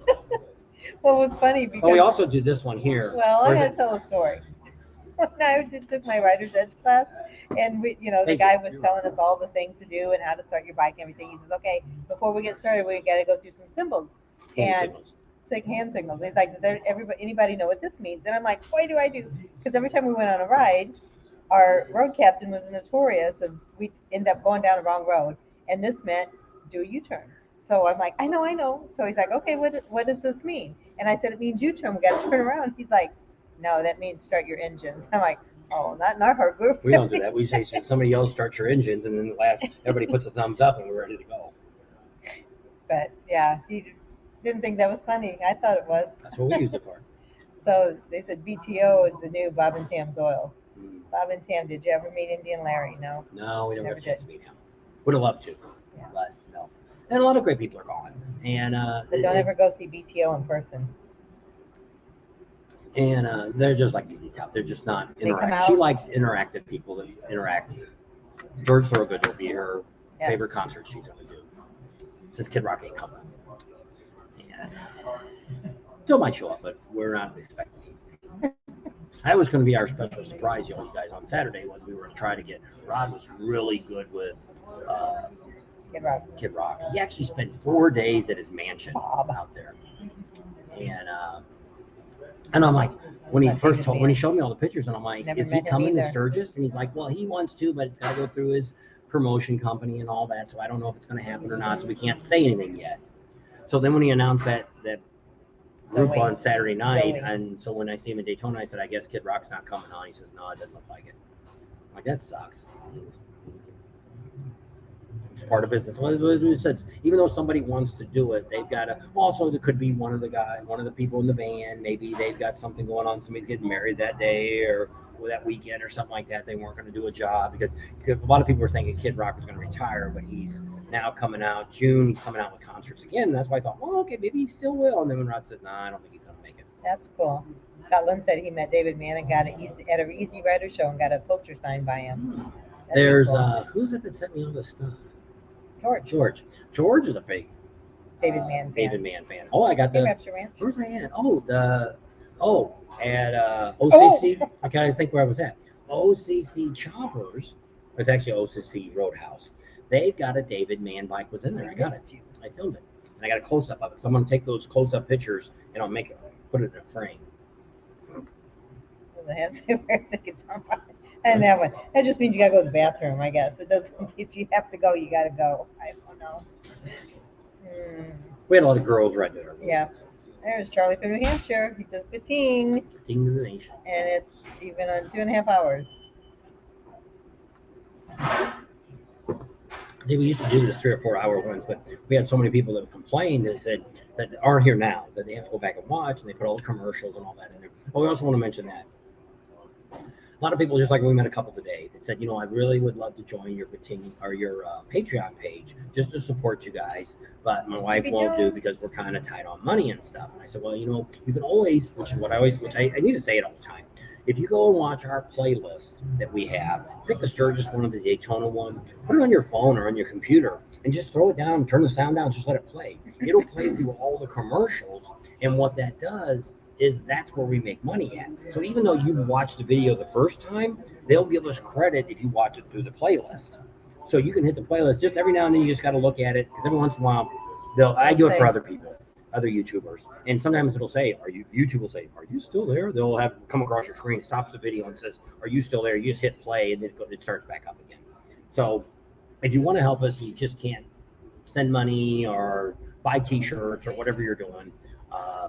That's the way to help support us Yes. without having to Cost you spend any any money. time out of your day too. You can just turn it on and throw your And we have phone some down. people that will do that too. A new video comes out. What they'll do is they'll put it on their phone, turn it down, and throw it down. She watched one the other day. It had a 40-minute commercial in the middle of it, and she's like, "That should get us some money."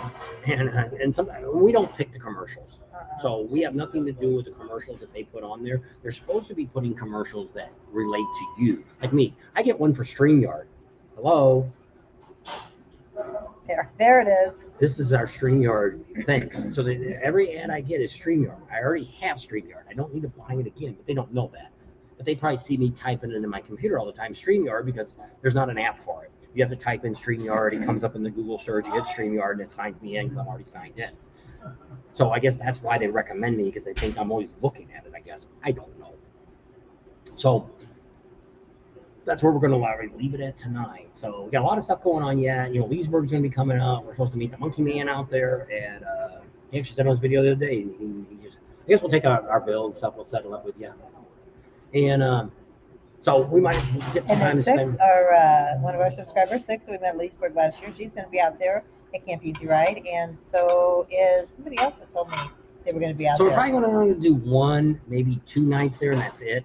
It might be the earlier nights because Marcus says they get really busy on Fridays and Saturdays, and I don't want to take away from his busy time if he can make more money. Oh. We'll just do Friday night then. I don't know.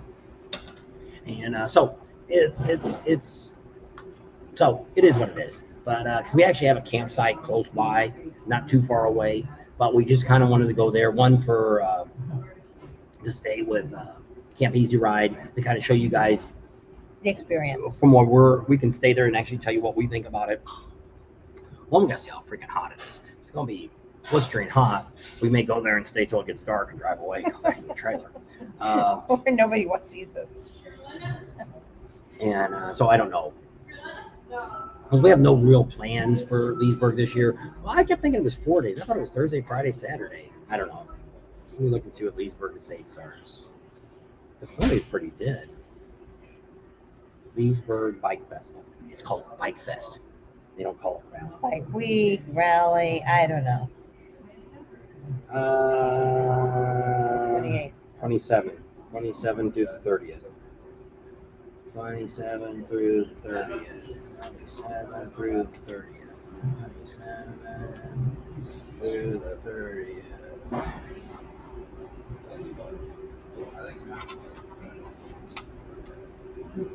Thank you. You're welcome. And what did I say? 27th Through the 30th. Let's look at a calendar here. And that was on the phone. March, April 27th. It is Thursday, Thursday, Friday, Saturday, Saturday, and Sunday. So it is 4 days. 1, 2, 3, 4. 27th through the 30th. maybe he said Wednesday they're doing a big kickoff party. Marcus said. We saw Marcus out at the Hillbilly Bash, whatever that thing was called. Redneck. Whatever. Biker Bash. I saw Hillbilly Hoedown. That's what I called it. I saw Broadway Joe Namath once in 1970 after the Jets upset the heavily favored. We've seen Baltimore Joe Colts. Namath. No, it wasn't Joe Namath. It was baseball guy. The guy that got banned from baseball. Oh, Pete Rose. Yeah, we've seen him. He was at a place in Las Vegas. They would allow you to take pictures. You had to buy like a $100 picture to get his autograph. Thank you. It was like Beatlemania, chicks all over him. In the 70s, I bet it was. He ran around that pantyhose jumping over those hurdles at the airport. That was Hertz, wasn't it? Yeah. First Rental Cars, he did do the Lakes commercial, I think. Be all safe in your travels. Thanks, Barbara. Capture, we had 3 inches yesterday morning. Now I know. I hope that the weather's getting 92 warmer. here today. It's been 88 there today. There you go. Where are you at, Barbara? Be in Florida. Are you still on? Or are you leaving? I guess. Neil, not so ready. Neil, so ready for the warm weather. You're in the Here I am. She's still on. I'll be out there. Oh yeah, is that where you're gonna be at Camp Easy Ride? No, she's got her own. Trailer. Yeah, She still but should she be in the stays trailer at. out there. Yeah, she still probably stays at there at Windy Acres. Charlie Hustle. Looking forward to seeing you at Buck Cherry Play. There you go. Oh, she's gonna be in Panama City too. 'Cause that's where Buck Cherry's playing, isn't it? Yeah. We'll see you out there even too. the free. I was going to tell the Monkey Man that. I forgot to tell him that. Oh, He's a big Buck Cherry guy, and it's Wednesday night. It's a free concert even. You don't even have to US, pay to good see app. that. The Biker Info. Yep, Buck Cherry's always the fun show, and it's the free one out That's in right. Panama City. Wednesday, we're actually going to get the promoter on. He's going to come on. We thought he was going to come tonight. That was going to be our second guest we were going to have. But you got to give her a thumbs up, but we didn't know what he was. You know how we write somebody a text on, I think you only do this on Apple phones, and you can just hit like, and it sent it back, and it said that he liked my email or text I sent him. Well, Asked if he wanted to come on. Yeah, that was like, what does that mean if you liked it? So I We sent had him him the on link. last year. He came on a couple of times, talked about the rallies and stuff that he puts on. He does a couple other ones, but Panama City's coming up close, and he's going to try to accomplish a place to stay with the RV. So we thought, let's bring him on, give him some shout outs for. He got some pretty good concerts that's going to be coming up. Leonard Skinner's could be one Leonard of them Skinner. too. They lost the number one, the original guy is gone, but the band's still playing. So it'll be interesting to see without him being there what's different about it. So we'll just see. So he's going to be there. From my Dotson. There you go. They got all kinds of things you can put them in. All righty, I guess we're done. All right. So thanks for hanging out with us tonight. We enjoyed all of you guys. Thanks to our Pating Nation. Subscribe to our channel if you haven't already. Share us with your family and friends. Think about Patreon. Give us a big thumbs up. Ring that bell for notifications. And we'll see you on the next video. I'm going to say Pating again. You just did. Pating. Nation. Bye.